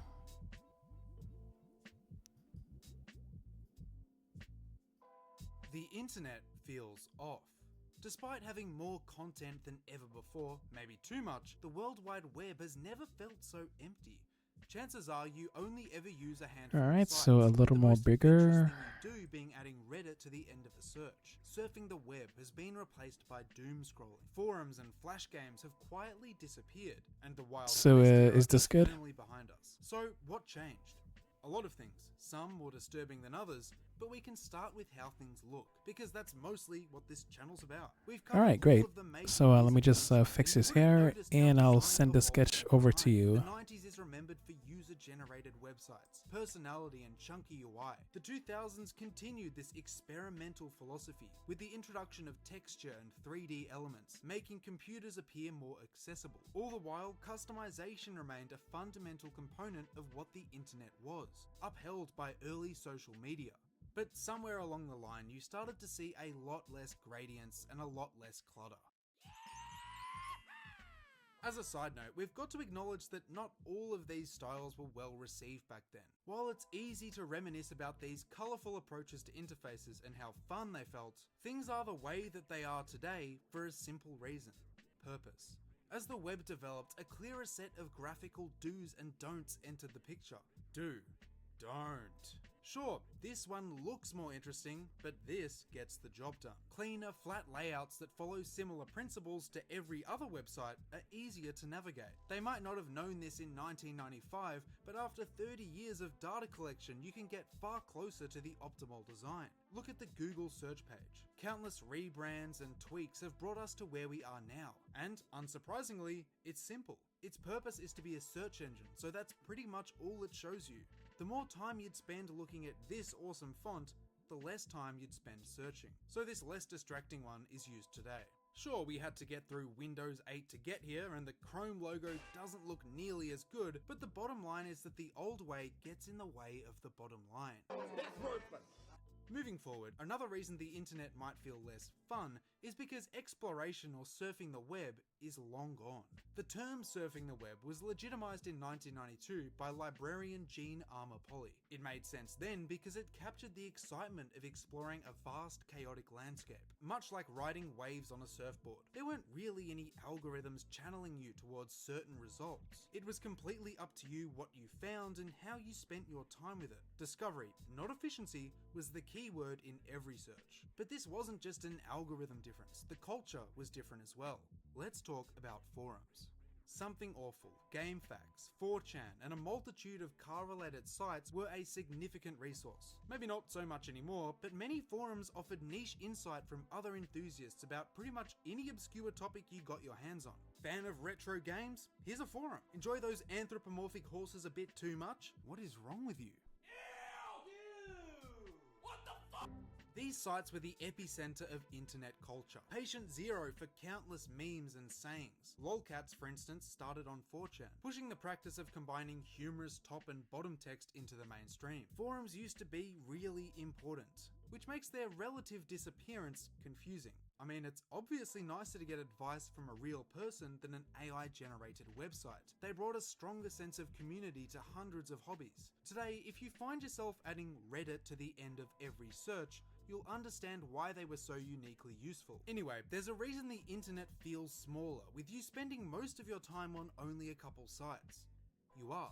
And you can chalk it up to centralization. In terms of forums, Reddit acts as both the largest and the most diverse. There are subreddits for everything, all in the same place, reducing the need for smaller, independent sites. It's kind of like how YouTubers introduced the community tab and shorts, attempting to centralize the services provided by other apps under themselves. In theory, this de-incentivizes you from surfing the web because your social and entertainment needs are slowly being met by one provider. I guess this is more convenient, but it detracts from the feeling of autonomy that the internet used to have. There's a sense of sameness when everyone is using a single upvote and downvote system, the same UI and design.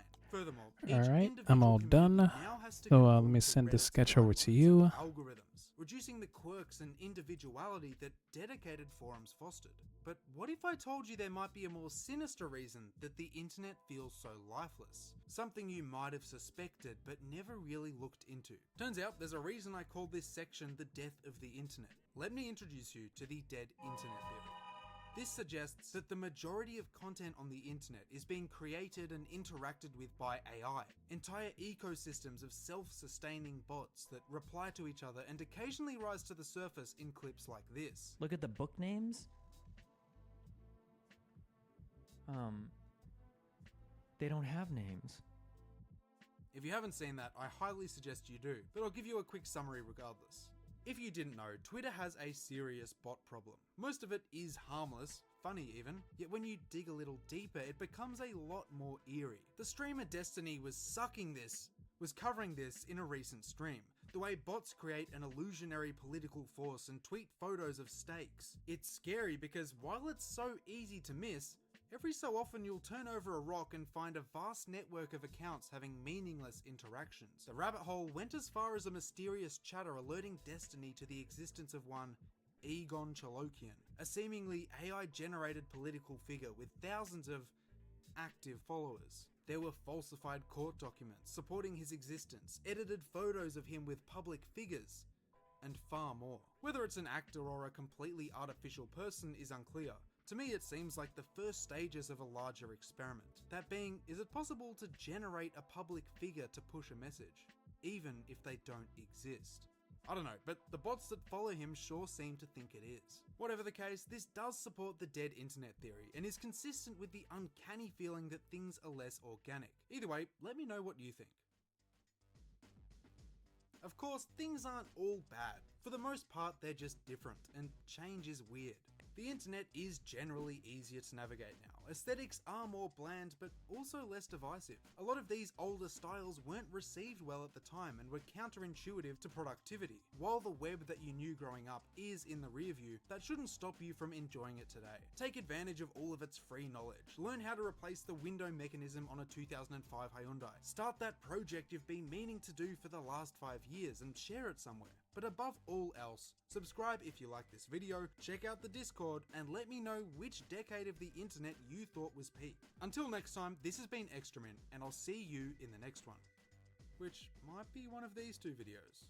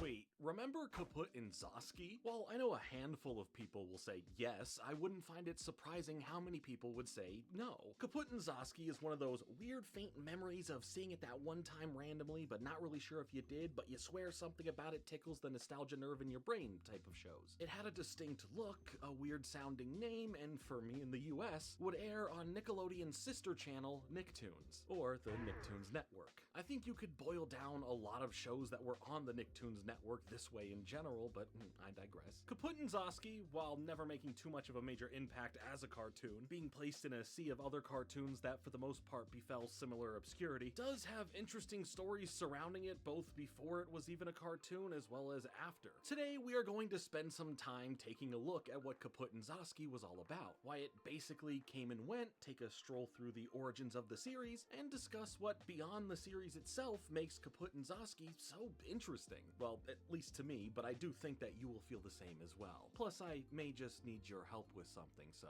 stick around. So what is Kaput and Zosky? That's a great question. It's a series that follows the titular characters of Kaput and Zosky, these 2 dudes who travel the stars in search of planets with civilizations that they can conquer and rule over. There's just one problem though. They aren't really all that good at it. So there's your main premise for the series. We see these 2 try to become these evil leaders of different alien worlds and find a pretty hard time in doing so because they aren't the scary and forceful conquerors with an army and lots of firepower behind them. They're just 2 dudes with big egos for who they think they are and what they could realistically accomplish. Like, just look at them. Just look at their spaceship. You think these two oppositely shaped and different personality having space fellas can get anything done aside from trying to save themselves in the end? Kaput, the round and short one, is a chaotic mess, ready to jump into any situation without thinking about it first, while Zosky, the long one, is all about having a plan and keeping things chill so hopefully their mission can happen with no stress. But of course, Kaput will make it so that it won't be stress-free for him. But to be fair, they can share in the blame together. I do put Zosky at fault as well because, you know, he's a part of the conquering and all that. So where Zosky is all prim and proper and wanting to handle any situation with his smarts, Kaput is all about trying to use a show of force and often coming off as crass and ill-tempered. It's the classic opposite duo pairing that you'd find in many forms of media, which could lead to a lot of fun based on their interactions, or it could lead to too much dysfunction to the point that you'd rather not be following them as main characters anymore. So how does a show like Kaput and Zosky handle it? Well, we'll get into that, but first, to understand a bit more about this show, we need to talk about and take a look into Kaput and Zosky's origins. Kaput and Zosky will be back, and you'll still have that stain on your shirt.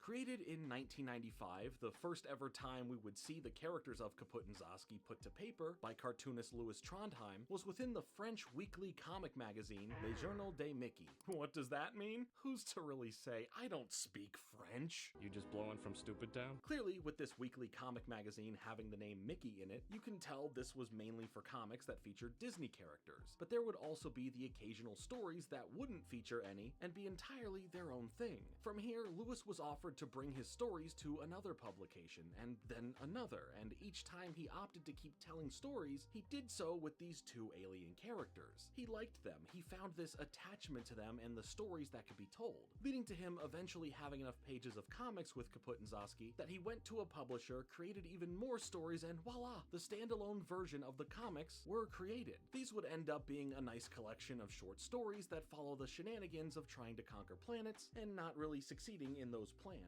Now, in getting from the comics being a thing to then getting an animated TV show, Louis was already working with a producer to adapt another one of his works titled La Mouche, or translated The Fly, into animation. But this producer took notice of Kaput and Zosky, and right then and there said, sell me that, wanting to get a cartoon in production as soon as possible, and just like that, Kaput and Zosky would become a cartoon series. Technically titled Kaput and Zosky, The Ultimate Obliterators, the series would bring the space-traveling duo's stories to life, fleshing out their personalities and what they are even doing in the first place. The series would be structured in the style of having 3 short segments that make one technical episode, so no story would ever go on for too long, and before you know it, you're off on another adventure throughout the cosmos. While you are meant to believe, based on how these two are presented on paper, as these evil and ruthless conquerors that should be feared because they are just out for blood, in reality, they are just kinda goofballs. Sure, they want to do bad things, but the longer you spend time with them, the more you see who they really are, and more specifically, who they are towards each other, as their best friend dynamic truly makes it more worthwhile to stick around. These two really do have this close friendship at the end of the day. It's really just the two of them that really have each other. Of course, they will butt heads much like any friendship would, especially if you're mainly confined within a small spacecraft together, but when it really counts, they show that they do care for one another. While Zosky is a bit more open and direct about his feelings, you will find moments where Kaput will drop his tough guy mask to show that he genuinely cares about Zosky and is there for him. It's a really sweet angle that we get to see in the show that adds a decent bit more layers to who these characters are. Like, yeah, Kaput will still pull up to your planet. Alright, so let me just do a quick check. But he's also more than just a wannabe conqueror. He's a friend.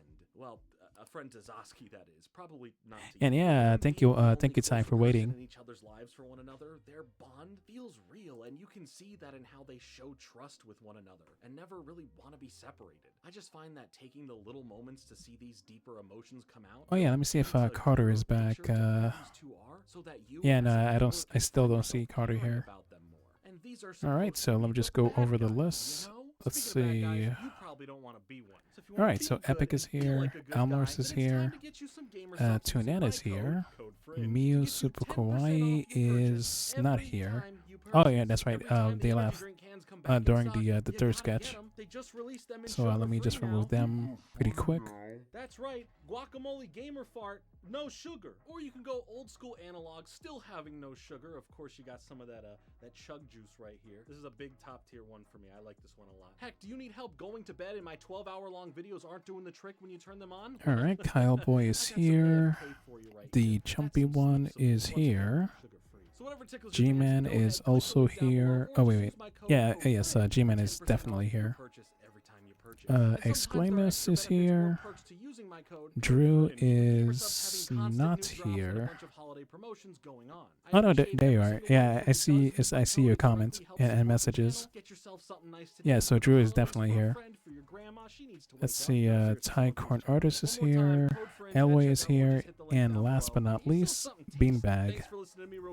Yes, Beanbag is here. Yeah, don't worry, Drew. I see you. Yeah, I saw your previous messages. The one that says same. Alright, so since everybody's here and accounted for, is everyone ready? Alright, so I see that Kyle's ready. It's one of those type of moments that kind of catches you off guard, especially when it's Cool. So let me just go to the customize tab and just switch this from 30 seconds to 60 seconds. Alright, best of luck to everybody. Clicking in the wheel in 3, 2, 1, and let's do this.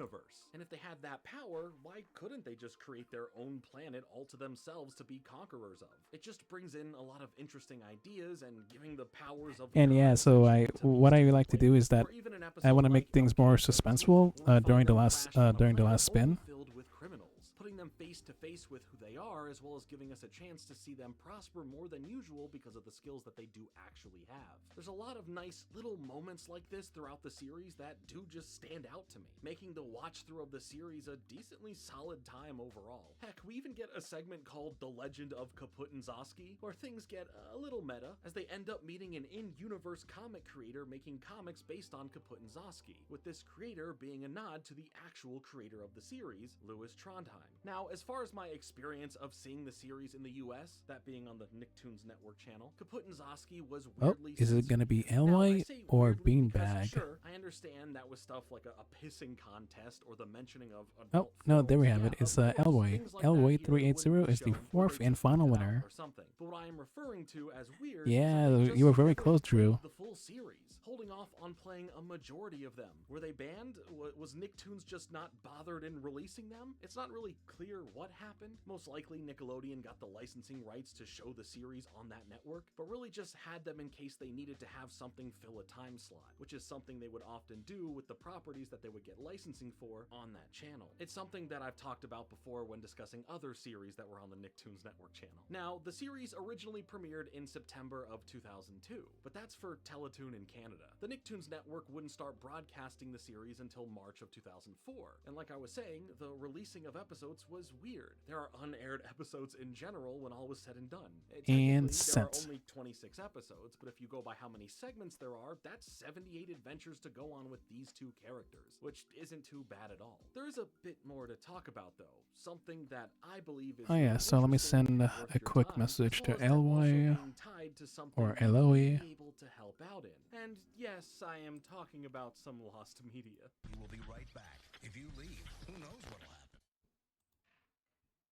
Remember when we said Kaput and Zosky would be right back? We can predict the future. So while working on this video and trying to find and verify some information about Louis Trondheim, I ended up coming across this video here from Chiroptere, or Emily. It's a documentary that goes not only pretty in depth about the series of Kaput and Zosky, but also has so much more baked into it that I can't recommend it enough. For verifying the information that I was looking for in regards to the creator of the series, she actually ended up getting the chance to. Oh yeah, sure thing, TuneIn. Finding that, there was yeah, thanks so much for staying this long during the live stream. Being the lore keeper of yeah, so take care, and I hope to see you next week. The cartoon series. I don't want to spoil anything, but link down below is her video, and I implore you to give it a watch. Oh yeah, so I've been like sitting on my chair for quite some time, so I'm just gonna do some leg stretches and walk around for a good 5 minutes.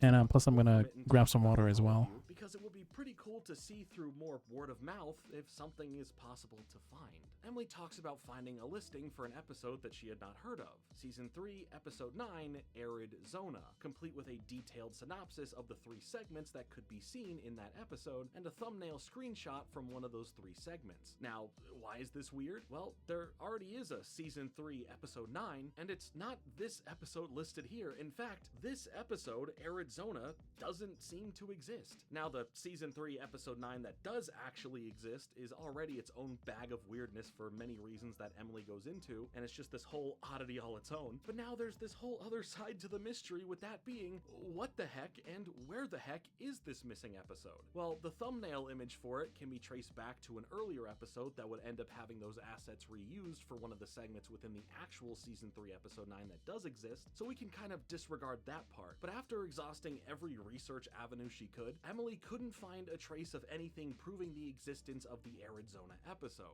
That is, until she found an old link that listed the episode being uploaded to YouTube in 2014. But once that channel that it was on was changed up, everything beforehand was purged, including this Arid Zona episode of the show. And all Emily is left with is a link to that video that no longer is accessible. She says that she's frustrated because it's like, right there, a possible definitive answer to the existence of this episode, but the link's dead. The file doesn't exist anymore. So I get being that frustrated, spending so much time, doing everything you can to finally get somewhere, and right before you get your closure, you get closed out. So if you're asking yourself, hey, where do I fit into all of this? Well, I'll tell you how. In her video, Emily gives us a couple examples of what could happen going forward. Some avenues for retrieval. 1. Find someone who bought the episode online, meaning when it was shown listed on places like Amazon Prime or on the Google Play Store, someone may have purchased it and could possibly have access to it. 2. Find a taped copy of the broadcast, with the stipulation being if that even happened at any point in the first place. There's no proof this episode, if it truly exists, was ever aired, so this is just a potential thing.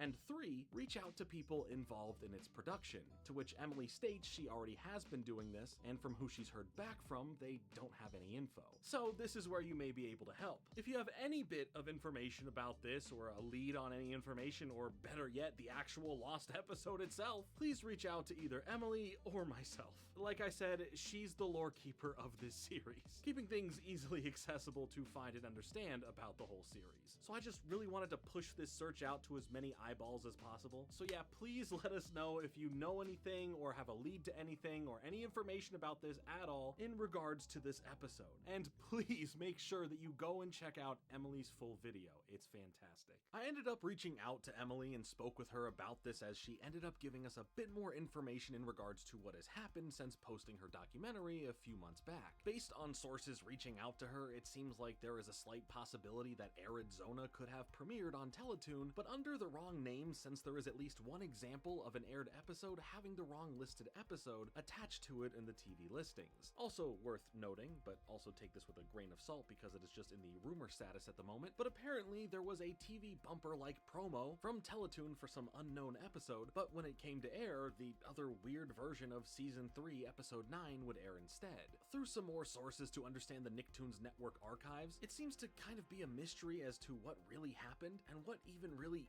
aired on that channel. While it looks like only some episodes aired with a lot of the series going unaired, there are some VHS recordings out there to prove this kind of wrong. And when it comes to fully verifying it and getting access to the behind-the-scenes data, it seems to be locked off from people finding out for several reasons, possibly legal, or just because it was an acquired show for the network and certain documents, well, they just don't exist anymore. For looking further into Arid Zona, different dubs from around the world seem to not have it listed as an episode, and instead have the other Season 3 Episode 9 there. Even weirder, Google TV has a listing for an episode that has mixed together segments as well as a description that makes things more confusing to the whole thing. So yeah, see, I told you this stuff was interesting, right? Like, this is the stuff that gets me so invested in just wanting to find out the truth one way or another.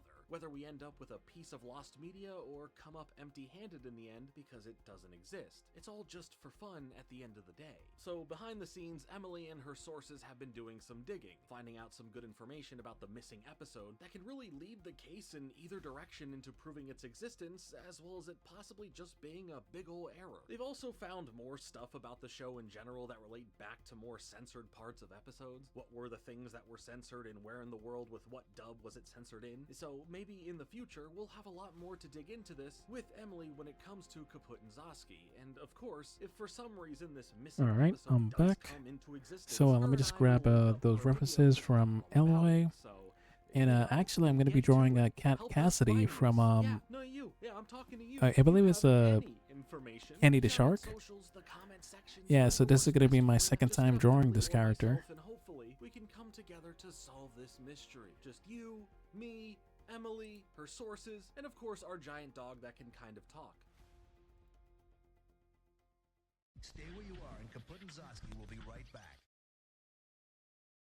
Hooray, hooray! Kaput and Zosky are here to stay. Now, to share some final thoughts from myself in regards to Kaput and Zosky, I think what ends up really working to the benefit of the show is the fact that it feels similar to the structure of its origins. Coming from these comics with quick stories, it genuinely feels like that. A quick comic strip or small chapters from a comic book, with every chapter or series of panels just being a new small adventure with a new location and a limited roster of reoccurring characters, while we never overstay a welcome for the plots. Because of this, it makes this universe we are in for the series feel so much larger and vastly unexplored because the structure is so simplistic, and that's not me saying it or meaning it in a negative way. I genuinely think the show works well with how it's crafted. To me, since we never dwell on any place for too long, the anti-world building, or really just lack thereof, kind of ends up being the world building, if that makes sense. You'll constantly be going to new planets basically every episode, but you're never there long enough to deep dive in great detail what's going on before we're off on the next adventure. But you end up leaving with your own thoughts of what else could be out there thanks to the creative ideas of the planets and their residents themselves. It's not a perfect show, there's nothing particularly mind-blowing that demands your attention to tune in, but not every show is going to be that, nor is every show trying to do that. Kaput and Zosky simply is a simple show, and that's okay. Simple doesn't mean bad. This is a show that after an episode or two, you'll know exactly what to expect for the rest of the series. It's easy to turn on, enjoy a fun little adventure with an interesting duo of characters, have a few laughs, and sometimes you don't need more than that. I think because of the modern day we live in with how many options there are out there to watch, every show and every network or streaming service they are on are all trying to fight for your attention. Here's the next big thing. You can't miss this. You will be culturally behind if you're not consuming the latest the zeitgeist has to offer. And because of this, you are going to miss things. Some things are here today and then disappear right after because everyone has moved on. What I am really trying to say is that things used to feel simple. I do miss the feeling of just turning on the TV and what was on was on. So sure, sometimes I was watching the biggest things out there because of course stuff like SpongeBob or Yu-Gi-Oh or Pokemon or Rugrats or whatever was really popular. And whatever was really popular would be on more than it wouldn't. But sometimes you would find something new, something smaller, something you may only see once or a couple of times even, but sometimes those are what could be the most memorable. When I started making videos, sure, of course I was going to talk about more popular pieces of media because hey, I grew up with them too. But from the start of Jordan Fringe, I have found joy in looking into the pocket of my brain that houses these nostalgia neurons for small memories of shows that make me say, wait, remember? So whether it be something like a Kappa Mikey that I remember a decent bit of, or something like a Kaput and Zosky that all I somewhat remembered going into it is the base concept and the character designs, I personally have so much fun getting to feel like I am reliving something that feels so lost in time today, and I am grateful to share these thoughts and feelings with all of you, and vice versa. I love getting to hear all of you express your likes or dislikes or however you feel about these different shows that we discuss. Look, you found me at a very nostalgic time in my life. Well, technically I'm always very nostalgic, but I don't want my message to get lost in the sauce and meaning that things were better back in my day, blah blah blah, you know? What I am really saying is that when looking towards the future, when living in the present, I am so thankful that we have access to easily seek out the things that we never gave the chance to. So while there is some level of nostalgic tied to all of this, the memories I am forging now are for today. The feelings that I am feeling now are for today. So I look forward forward to exploring the things from the past that are now new to me today. Kaput and Zosky is a small show that has a lot of fun packed into it. The concept of us following around two technically bad guys who want to become civilization conquerors but constantly struggle at every turn is interesting because they have charm. They have good chemistry with each other. And if that seems weird to say, think of something like, I don't know, Ed, Ed and Eddie, right? Technically, those three, but let's be honest, it's really mainly Eddie pulling the strings, are always just trying to pull off scams to make a quick quarter to go and buy candy. They aren't the good guys, right? But they have this charm to them. They have a good relationship with each other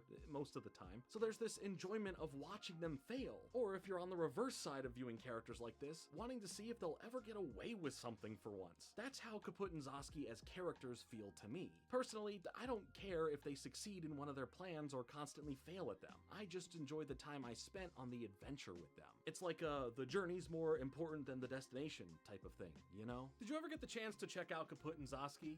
Were you a fan of it? Do you have information leading to the whereabouts of this missing episode? Let me know all of that and more in the comments down below. Thank you to my Patreon members who help support these videos getting made. It means the world to me and I appreciate you all so much. Consider becoming a member for $5 a month to help support these videos getting made and getting access to some fun extras, as well as being involved more directly in the video topics themselves. And of course, thank you all in general for watching. Before you go, make sure to leave a like on this video and to subscribe for more videos like this coming soon, but until then, I've been Jordan Fringe.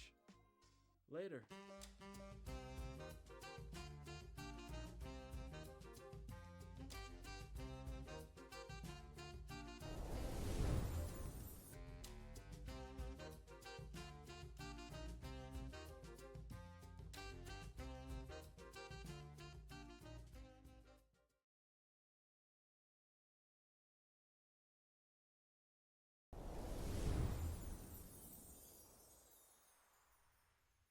Wait, remember Detention Air? It was a school student mystery thriller show about a student who gets framed for a school prank and given detention for the whole year. But in his time in detention, some odd things start to get uncovered. Detention Air was one of those shows I had kept on my back burner for quite some time, but the amount of push to give it a watch made me finally sit down and give it a try, and wow, there is a lot more here than I thought, and heck, I love a good mystery. Today, I want to take a bit of a dive into Detention Air to see what the show was all about, why there is so much here that surprised me, and of course, what happened to it. Detention Air is a show that can get by you without you even knowing, because as far as I can tell, this show never really existed in a way where I would have known about it in the States. This was another Canadian-made show that primarily aired there, with only a few other places around the world getting syndication. The US did get the show, but we got it through Cartoon Network's digital platform Always On, from 2014 to 2015. So it was either viewing what they had on there, or an even more limited selection posted directly to Cartoon Network's website. Yeah, kind of easy to miss a cartoon if it's this hidden. Either way, I am glad that since then the show has been made more available online, and there have been many fans of the show telling others to check it out, and I am really glad I did. I really found myself getting into the series as it truly hooks you in with its unique premise and honestly pretty fascinating mysteries. I mean, come on, who didn't want their school to be hiding some massive secret that you and your friends get to sneak around and discover? No one? Just me? You're all lying, and I am disappointed in you. That's it. Fringemas is canceled. Okay, that's a joke, I'm kidding, jeez. The base premise of the show here is that our main character Li Ping gets in trouble for a prank that he didn't commit. This then puts him in detention for the rest of the year. Of course, with him being innocent, he wants to solve the mystery of who framed him, and he does so by sneaking out of detention and getting to the bottom of what actually happened. But this makes things more complicated and mysterious because there is more than just a prank problem going on that Li finds himself in. The school is hiding more secrets than your average school, and your average school's secret is probably that the teacher's lounge is only a place where teachers go to meet up and talk badly about you in private. Let's dig into this a bit though. So for Lee here, it's the first day of 10th grade for him, and aside from gym class, he's pretty much a straight A student, getting heavy pressure from his family to be getting the highest grades he can. After getting dropped off at Enigma High, which just sounds like Enigma to play into the whole mystery of everything we'll get into, we get to see how high school is portrayed in the show. It's dreary, there's different types of cliques littered throughout the halls, and Lee's best friend Cam is really all about the girls, putting major emphasis on his focus this year. Their other friend is Holger. Well, he's just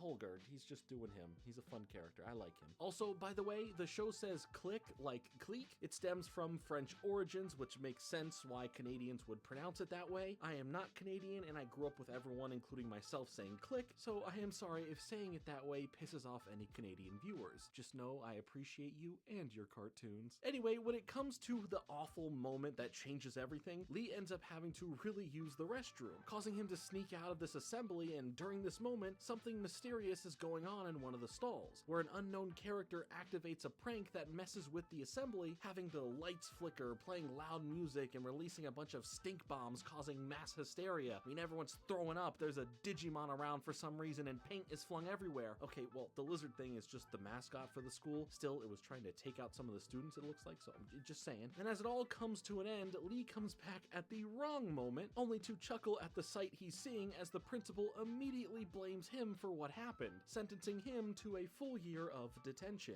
And that's how it all begins. Everything else that comes next really starts to change things.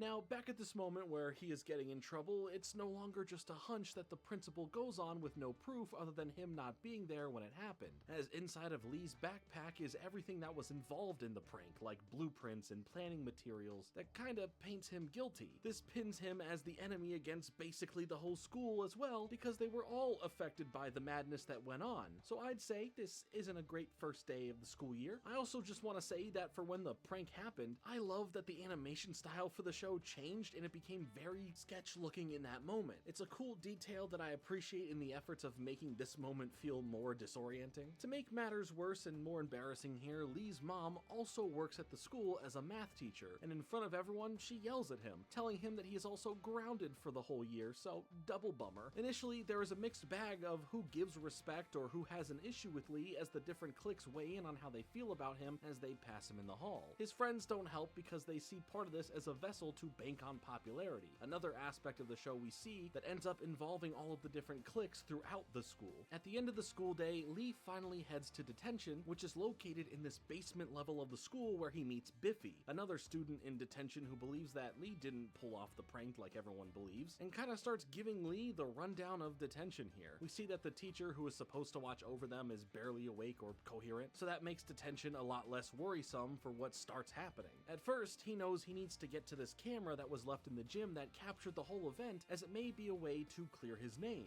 But before he truly understands that he could sneak out of the classroom, he ends up trying to call his friends to ask them for help, but they don't answer the phone, they're too preoccupied. So this is the moment where we start getting the setup for what's gonna happen in the show for the most part. Lee, thanks to the help of Biffy, ends up coming up with a plan to sneak out of detention to go and get the footage from the camera, but also needing to know where the principal is always located so that he won't get caught, and that if he needs to get back to detention in time, he can without getting caught. I really love that this turns Biffy into this man in the chair that helps Lee plan everything out, setting time limits of how long Lee has on this mission and tracking him throughout the school. It's all really fun and it adds even more stakes to everything because Lee really can't be getting in even worse trouble. He needs to clear his name. Through this, it leads Lee on a chase of who's really behind this, balancing not getting caught by authority figures in the halls, working on proving his innocence, and sneaking his way back to detention before the end of it. And later on, when he's finally back at home, he starts trying to put the mystery all together. Starting off after the first day, getting a tiny bit of proof from the little recovered footage he got that someone who wears a ring definitely messed with his bag, pointing to the fact that he was indeed framed. But what's not a prank is that you can head over to Gamersubs by clicking the link in my description, and by using my code FRINGE, you can get 10% off any purchase you ever make for yourself. There's tons of great flavors, both new and old, and lots of great other things like their shaker cups, merch drops, and so much more. Use my code FRINGE every time you purchase anything from Gamersubs and you'll save 10% off your order. It helps support the channel and you save some money, so use my code FRINGE at checkout. I appreciate you. Honestly, the first episode is such a good example of how to start off a series that will have a running narrative throughout that you need to follow. There are so many questions that it sets up, but it gives you enough of a payoff in the form of how Lee is going to start figuring things out that you are now invested in his story to clear his name. The whole spy-esque thriller to this mystery series makes it extremely fun as well. We meet our initial cast of characters, we see such an interesting take on the setting, and we get so many different avenues of where the story could go, all laid out for us. The typical episode would be structured with a moment of something crazy happening later in the episode before bringing us back to the start of the day. We'll get some time at school, Lee gets to start looking into everything and having the help of his friends before we get to the detention part of the episode where everything becomes like a spy movie. It has this nice back and forth where we get the detective side of things while we then still get all the tense action. Things quickly keep building on top of that, and this turns from a small mystery of who framed Li Ping to what crazy secrets this school is hiding and what other implications it could have on not just him and the students there, but the world as a whole. Yeah, it catches you off guard in the best ways possible. Like, sure, for episode 1, you can easily feel that things are weird. The principal is half robotic, the vice principal is pretty suspicious, the school mascot is a lizard creature, and there are these weird cleanup crew guys taking care of all these messes. So when you start getting into these more interesting plots that involve robots, the supernatural, and more, the other stuff regarding the setting of high school becomes a lot less interesting. Unless it has to do with the mysteries being looked into, everything outside of it feels like it doesn't fit into the narrative in a way that you truly care about it. It's not that it's bad when we focus on moments like this, it's just that it's less interesting and I much rather start focusing on anything else that has been building up. Luckily, the show really starts taking a turn into the bigger mystery of it all after the first season, spending time focusing on Lee really discovering that there is more to this school than it just being a school. You go from Lee sneaking around trying to figure out who did this prank and framed him to learning about this wild conspiracy that places everyone at the school and, well, the world in general, directly into a multiple 100-year-old setup for everything to be connected. The show is really good at building this up as well, thanks to how it constantly has this connective tissue of clues and foreshadowing sprinkled throughout the series. Detention Air is one of those shows that will be benefited by multiple viewings thanks to the creators putting a lot into what is here through smaller and sometimes larger details that you may not notice or see until you understand more about what's going on, leading you to realize that there was a methodically thought up plan for every bit of the story. I think that deserves a lot of recognition because it never feels like there isn't a purpose to what's been going on or what new information we find out. Detention Air would run from September 2011 until January of 2015, delivering a mostly complete story, and I'll touch on that at the end, through 4 seasons totaling 53 episodes. Daniel Bryan Franklin and Charles Johnston created the series with their own experiences of school being the baseline for what their show would have a focus on. For Charles, he went to a boarding school in Singapore where he would have to sneak out at night if he wanted to go and actually have some fun, and for Daniel, he would always be getting into trouble at school and getting reprimanded for things for no real reason. Add-ons to this to then work it into the series were 1, showing that getting bad grades doesn't make you a bad person and you shouldn't be pushed around for it, as well as showcasing a mix of cultures and characters. The show does this through a mix of so many characters with different backgrounds, and we see that through their personalities. What else it would do is flip stereotypes on their head, so you'd get these preconceived thoughts on different cliques that you'd see in the halls, but throughout the series you'd see characters that act differently than they would seem like they would come off. The metalheads are nice, the goth kids would have their parents sue over ruining their looks, popular kids would give someone the time of day. There was just always something different going on with the students and who they appeared as visually and then who they came off as personally. Now, it's not 100% like that. There are some stereotypes that do play into the stereotypes, but in general, it's a unique way to introduce certain characters and keep everything pretty fresh and interesting. There is a really large supporting cast to the series, like Lee's friend group, Cam and Holger, and to see that expand as we meet Biffy, who exemplifies the dodging of the stereotype. He initially looks like he'll come off as a big bully type, and sure, he can use his big presence to be a bully if he needs to, but we quickly see that he's really smart, he has a thing for crocheting, and he's really good at helping out. There's Tina, a school news reporter who gets invested and helps out thanks to her wanting to uncover the truth of the secrets that the school has, plus we see right from the start that there may be some feelings between her and Lee, and there's someone like Jenny, who is a character in the series that gets a larger presence the longer it goes on, becoming a part of the main friend group and wanting to help out. Her feelings and reasonings for really doing so get tangled in through her liking Lee, and thus gaining a dislike or at least a sour attitude towards Tina. So there is a lot of typical teenage experience here within the series, but it didn't ruin the way it was telling the overall story, which was nice. Now, there is a lot of development from other characters in the show that also play a big role. I mean, heck, the weird lizard mascot is more than it seems. It's actually a creature known as the Tazzleworm, and it's extremely integral to the plot. And there's more to that character in general, but with how specifically built on mystery the show is, I will leave it at that and leave you to seek out the answers for yourself because of how worth your time this show is. You'll constantly have characters come around that don't seem important or as important as you think they would be, only for them to be included or usefully used in moments that change how you view the show's ability to build the world around it in a natural way that never feels like it's just throwing things in for the sake of having a new concept to play off of. It's legitimately impressive, and it makes talking about it without spoiling so many specific moments so much harder. I really don't want to spoil where the series ends up in later seasons, as why the series works so well is thanks to seeing everything unfold and how you get the answers to it all. It would be doing the series a massive disservice by not pushing you to go and watch it. This extra level of detail amps up the storytelling and world building to a level that I can't say I have seen much of in more younger audience-aimed media. So while the show can be silly and try its hand at some humorous moments, the serious state it has when it comes to the story really makes it something special. Having everything planned out makes everything so much better. The fact that you can see something set up in the first season that won't be answered until the final season, and done so in a way that makes sense to everything that has come before without having to go in and adjust things to then make it make sense, is truly refreshing. There was a vision here with Detention Air that was able to be mostly fully realized from start to finish. There are some really cool developments that come later on as the show progresses, and along with that, some really cool characters like the Serpent, who has probably the most interesting story and connection to everything, and honestly, there were a few mind-blowing moments with him that were pretty fun to see unfold.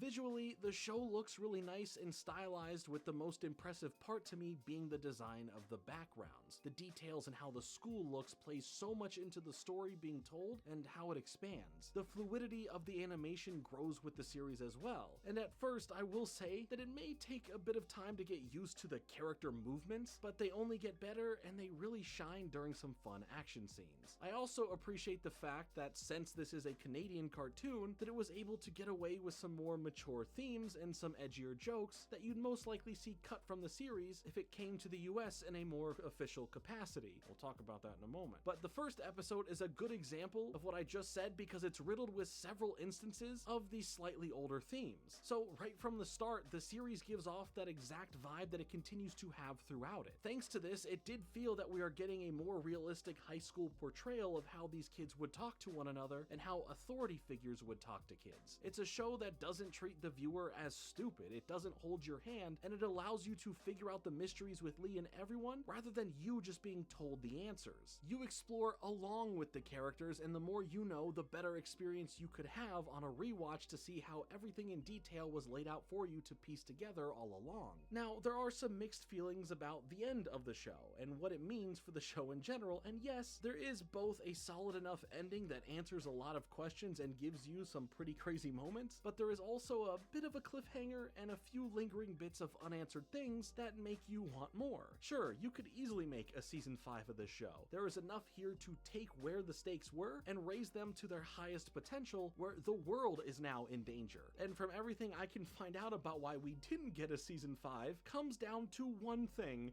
the US. Hey Canada, I'm sorry. Apparently it's the poor viewership of the show in the US that killed it. Wait, Cartoon Network, are you saying that the show you acquired the rights to air didn't get enough viewership because it was all on your app that you gave little to no promotion for, so no one, including me, even knew about this show when you put it out? And on top of that, it looks like I was right. You heavily edited episodes and had them out of order for a show where having them in order is one of the most important things. Right, it's the viewers' fault for not tuning in.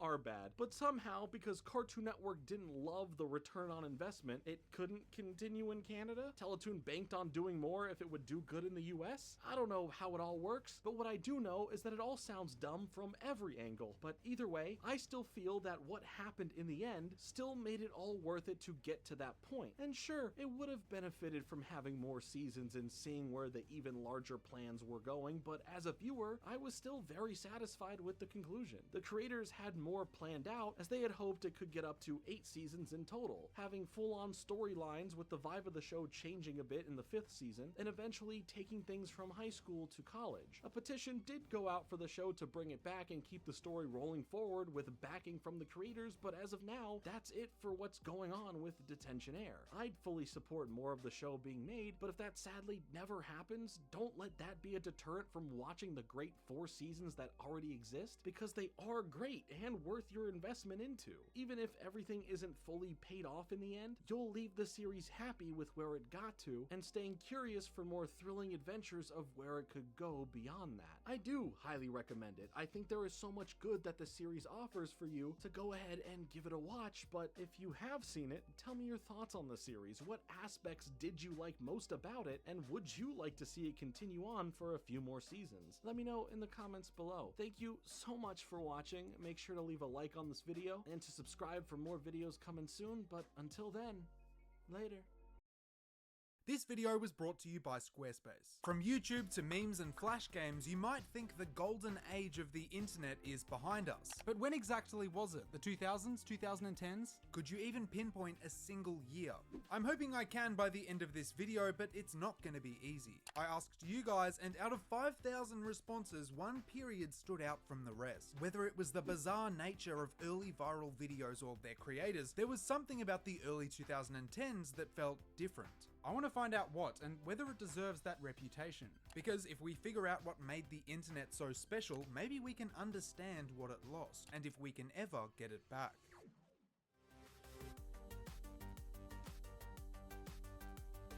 I started off by cutting the decade in thirds. I think there's 3 really distinct eras, but only one of them was peak. From the edgy phase to the early days, I'm revisiting all of them to find out what was really going on, to find the exact moments where things changed.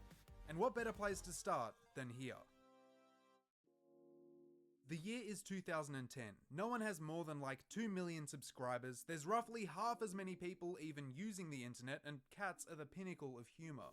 Things feel different. But it's not just because of the stuff people are posting. There are deep functional differences with the internet that we'll expose later on. But first, let's get familiar with our surroundings, starting with the site you're on right now.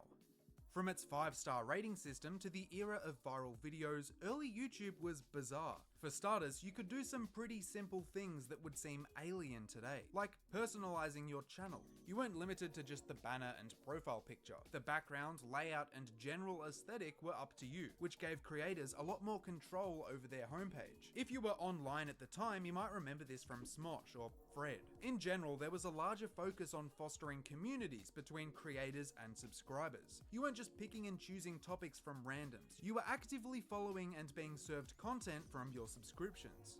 Speaking of which, if you want to join the largest group of Fruitagooners on the internet, consider subscribing. Anyway, people followed people. This was encouraged by features like the channel page, where viewers could leave comments directly on a creator's profile. You know how on Instagram people can do those video responses that show up in the comments? Well, YouTube had a similar thing going on. Under any popular video, there was a reasonable chance you'd find a bunch of people linking their responses. It offered a great way for people to hear the other side of an argument or even just get additional context. Being the internet though, this feature would quickly become problematic. A couple of innovative, business-minded individuals figured out that spamming replies on popular videos featuring their massive, well-rounded takes would give them easy traffic. This was known as the Reply Girls controversy, and in many ways, it never really left us. Anyway, while most of the site was still dominated by short viral videos, the early 2010s saw the explosion of something completely unexpected: the YouTuber. Suddenly, people weren't just getting 1 or 2 breakout hits. They were doing it again and again, and now it was paying them. While a handful of channels achieved this in the late 2000s, it was finally starting to become a legitimate career for thousands. Big names like Smosh, Ray William Johnson, Jenna Marbles, and PewDiePie cemented their place in YouTube history and set the stage for the chaos to come. Overall though, there was less of an established content meta, and anything from skits to low-budget Let's Plays had a place. Importantly, a lot of this early content was being made for a single reason: fun. The future didn't guarantee monetization, so none of these guys really knew if they had a long-term career. So many people only made stuff because they actually enjoyed making it. This gave creators a more down-to-earth, authentic presence. Still, the minute that serious money entered the picture, things were bound to change. Several events were set in motion that changed the trajectory of the site forever. But we aren't there quite yet. The shelf life of the troll face has been borderline insane. It popped up for the first time in 2008, and you can still spot it lurking in the depths of YouTube Shorts. Edited over Tom and Jerry clips from the 1940s. Team Tom Chad. Is Tom smart? Huh? I'm famous. Dad. Oh, he's still gone. By the early 10s, memes were no longer in their embryonic stage, having evolved since the 90s and 2000s. Many formats that originated on sites like 4chan and Reddit had been unleashed on the general populace. This led to the mainstream popularity of rage comics and those top text, bottom text memes with the color wheel backgrounds. Importantly, these all followed similar patterns and leaned on pretty conventional humor, meaning that anyone could understand and create their own. As you know, that is absolutely not the case anymore. While we continue through the decade, I think we'll find out why that is. Anyway, as each year passed, the landscape kept evolving. Doge, cats with lasers, rainbows, burritos, shooting stars, rickrolling. Stuff was still colorful and simple, but there were plenty of new characters and formats popping up. This will be relevant later on, so just take note of how long some of these memes were around. Going back to YouTube, a lot of internet humor manifested as YTPs and animations. Things like the Asdf movie series and humorous music videos fell within a very strong niche. Still, you can argue that a lot of this was just spilling over from the previous decade, and the 2010s were yet to truly establish their own identity. Considering how chaotic things got from here, you might not be wrong. Before we leave the early 2010s and dive into perhaps the most bizarre period of internet history, there's a couple things we need to touch on. Firstly, gaming. Flash games were obviously massive, but you started to see something else happening with bigger titles. Thanks to Let's Plays and forums, the development and success of new games became somewhat intertwined with the internet. I could list a bunch of examples, but why do that when I only need to mention one? Minecraft spread through the web like wildfire almost immediately upon release. By 2012, it was everywhere. This was propelled by YouTubers, theories, and the simple fact that the game was really good. But again, it wasn't just about these bigger hits. If you didn't have access to the larger titles people were playing, Flash games would fill the void. Happy Wheels, Bloons Tower Defense, shout out to Cool Maths Games, and shout out to the internet in general. From 2010 to 2013, it was undeniably a fun place to be. Things like personalization, the laid-back creative nature of YouTube, I'm all and done. meme culture were exciting. But yeah, I gotta say, this sketch of cats really came out good. I can't help the feeling that I've barely scratched the surface. After all, it took only a few short years for things to change. Oh, and of course, Eloy, if he's still there, what do you think? Almost unrecognizable by the end of this next period. But before we dive into that insanity, a quick word from today's sponsor. Whether you're a business owner, creator, or just like design, Squarespace has you covered. It's harder than ever to stand out in a sea of websites, making their integrated SEO tools some of their best features. You can Thank you, Ty. Squarespace is actively And thank you, Tiger Cat. in search, allowing you and your services to grow. If you're more like me and prefer the design aspect, Alright, so let me see if I can send this sketch to them pretty soon. Oh yeah, and thank you, Get 'em. Over at squarespace.com, you can test all of this out with a free trial. Better yet, going to Squarespace. But yeah, so I had a fun time drawing cat again. Will save you 10% when purchasing your first website or domain.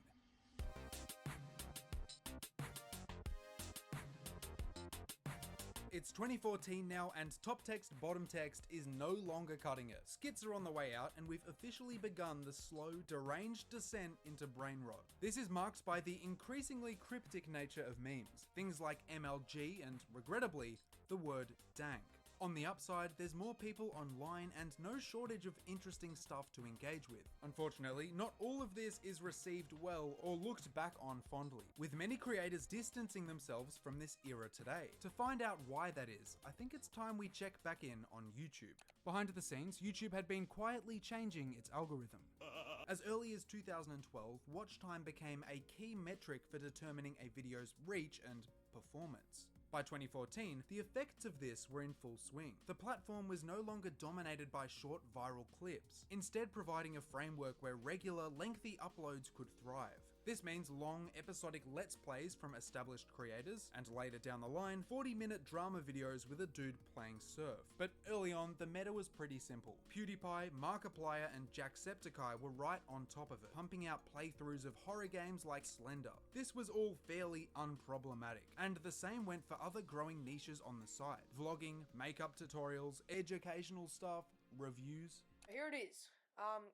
It is very cool. I'll give you a quick look at it. I'll turn it around a bit. However, beneath this thin, brand-friendly veneer was a growing movement that would ultimately change the course of the website forever. This story starts off way back on October the 17th, 2006. A video is uploaded by the channel Too Cool For You 92, showing a kid breakdancing. It's only 11 seconds long and we don't see him again for a few years. That is, until this video. It's made by a newer channel called Disaster Music that begins posting short comedic clips. There's a couple gems in there with titles like Tragedy of the Homeless Crap and even useful tutorials like this one. But nobody cared who this guy was yet. Until he put on the shirt. I'd like to share with you a little story. This was the start of Filthy Frank, a character and channel made by George Miller. Only a few days after posting this video, he makes a post on Twitter showing the now iconic pink suit. Even crazier is the caption. I bought this last night. This is a total game changer. Internet fame, here I come. And with that, he was well on the way. Although I'm not sure he knew what it was gonna take to get there, the things he'd end up doing. George's videos were intentionally bizarre and offensive, pushing against every boundary and almost seeming like a retaliation against YouTube's increasingly corporatized landscape. He wasn't going for sponsorships or monetization. Frankly, I don't know what he was going for, but he was definitely doing it, and pretty well too. Inevitably, other people began to catch on, realizing there was still a space for edgy and absurdist humor. iDubbbz donned a green morph suit. PewDiePie started talking like this. You want this apple? Sure, buddy, thank you. You like it? Well, I haven't tried it. And eventually, there was an entire ecosystem of these creators. It's hard to explain if you weren't there, but every time Max Mofo, Frank, and iDubbbz collaborated, it was like the Avengers for the unemployed and casual enjoyers of SJW Gets Owned compilations. Keep in mind, we're only a few years in, and we've already gone from cat memes to people baking and eating PewDiePie's ass hair. But what about when they weren't uploading? What was there to watch? Remember that one dude who made like 30 videos about Mr. Beast's downfall? This is the end for Mr. Beast. Mr. Beast Pregnant Challenge. That's not a new concept. Oh yeah, it's been a long time since I watched Filthy Frank's videos. Compared to peak 2016, we all, yes we, couldn't stop Oh yeah, and watching thank you, Kyle. 20-minute videos of some 20-something But yeah, I gotta say, all of these sketches came out very nicely. In fact, it's been almost a decade and Yeah, it's some exactly very what good you're stuff right watching here. now. Calling out cringe and Alright, so since I'm all done, I do want to say thank you everybody for watching me draw, and I really appreciate all the amazing ideas that you sent me. And of course, I will be streaming next week on Thursday, but if I don't stream on Thursday, I'll definitely make sure to like mention an update or an announcement on my Discord server for any changes. Oh yeah, and good night, get 'em. Yeah, W stream indeed. Alright, take care, Ty. Bye, G-Man. Yeah, and take care, Denise. And yeah, and thank you so much for the compliments, too. Alright, bye, everyone. Controversial clips made things even worse. One group was feeling the pressure more than anyone else, and unsurprisingly, it happens to be the only group whose opinion mattered.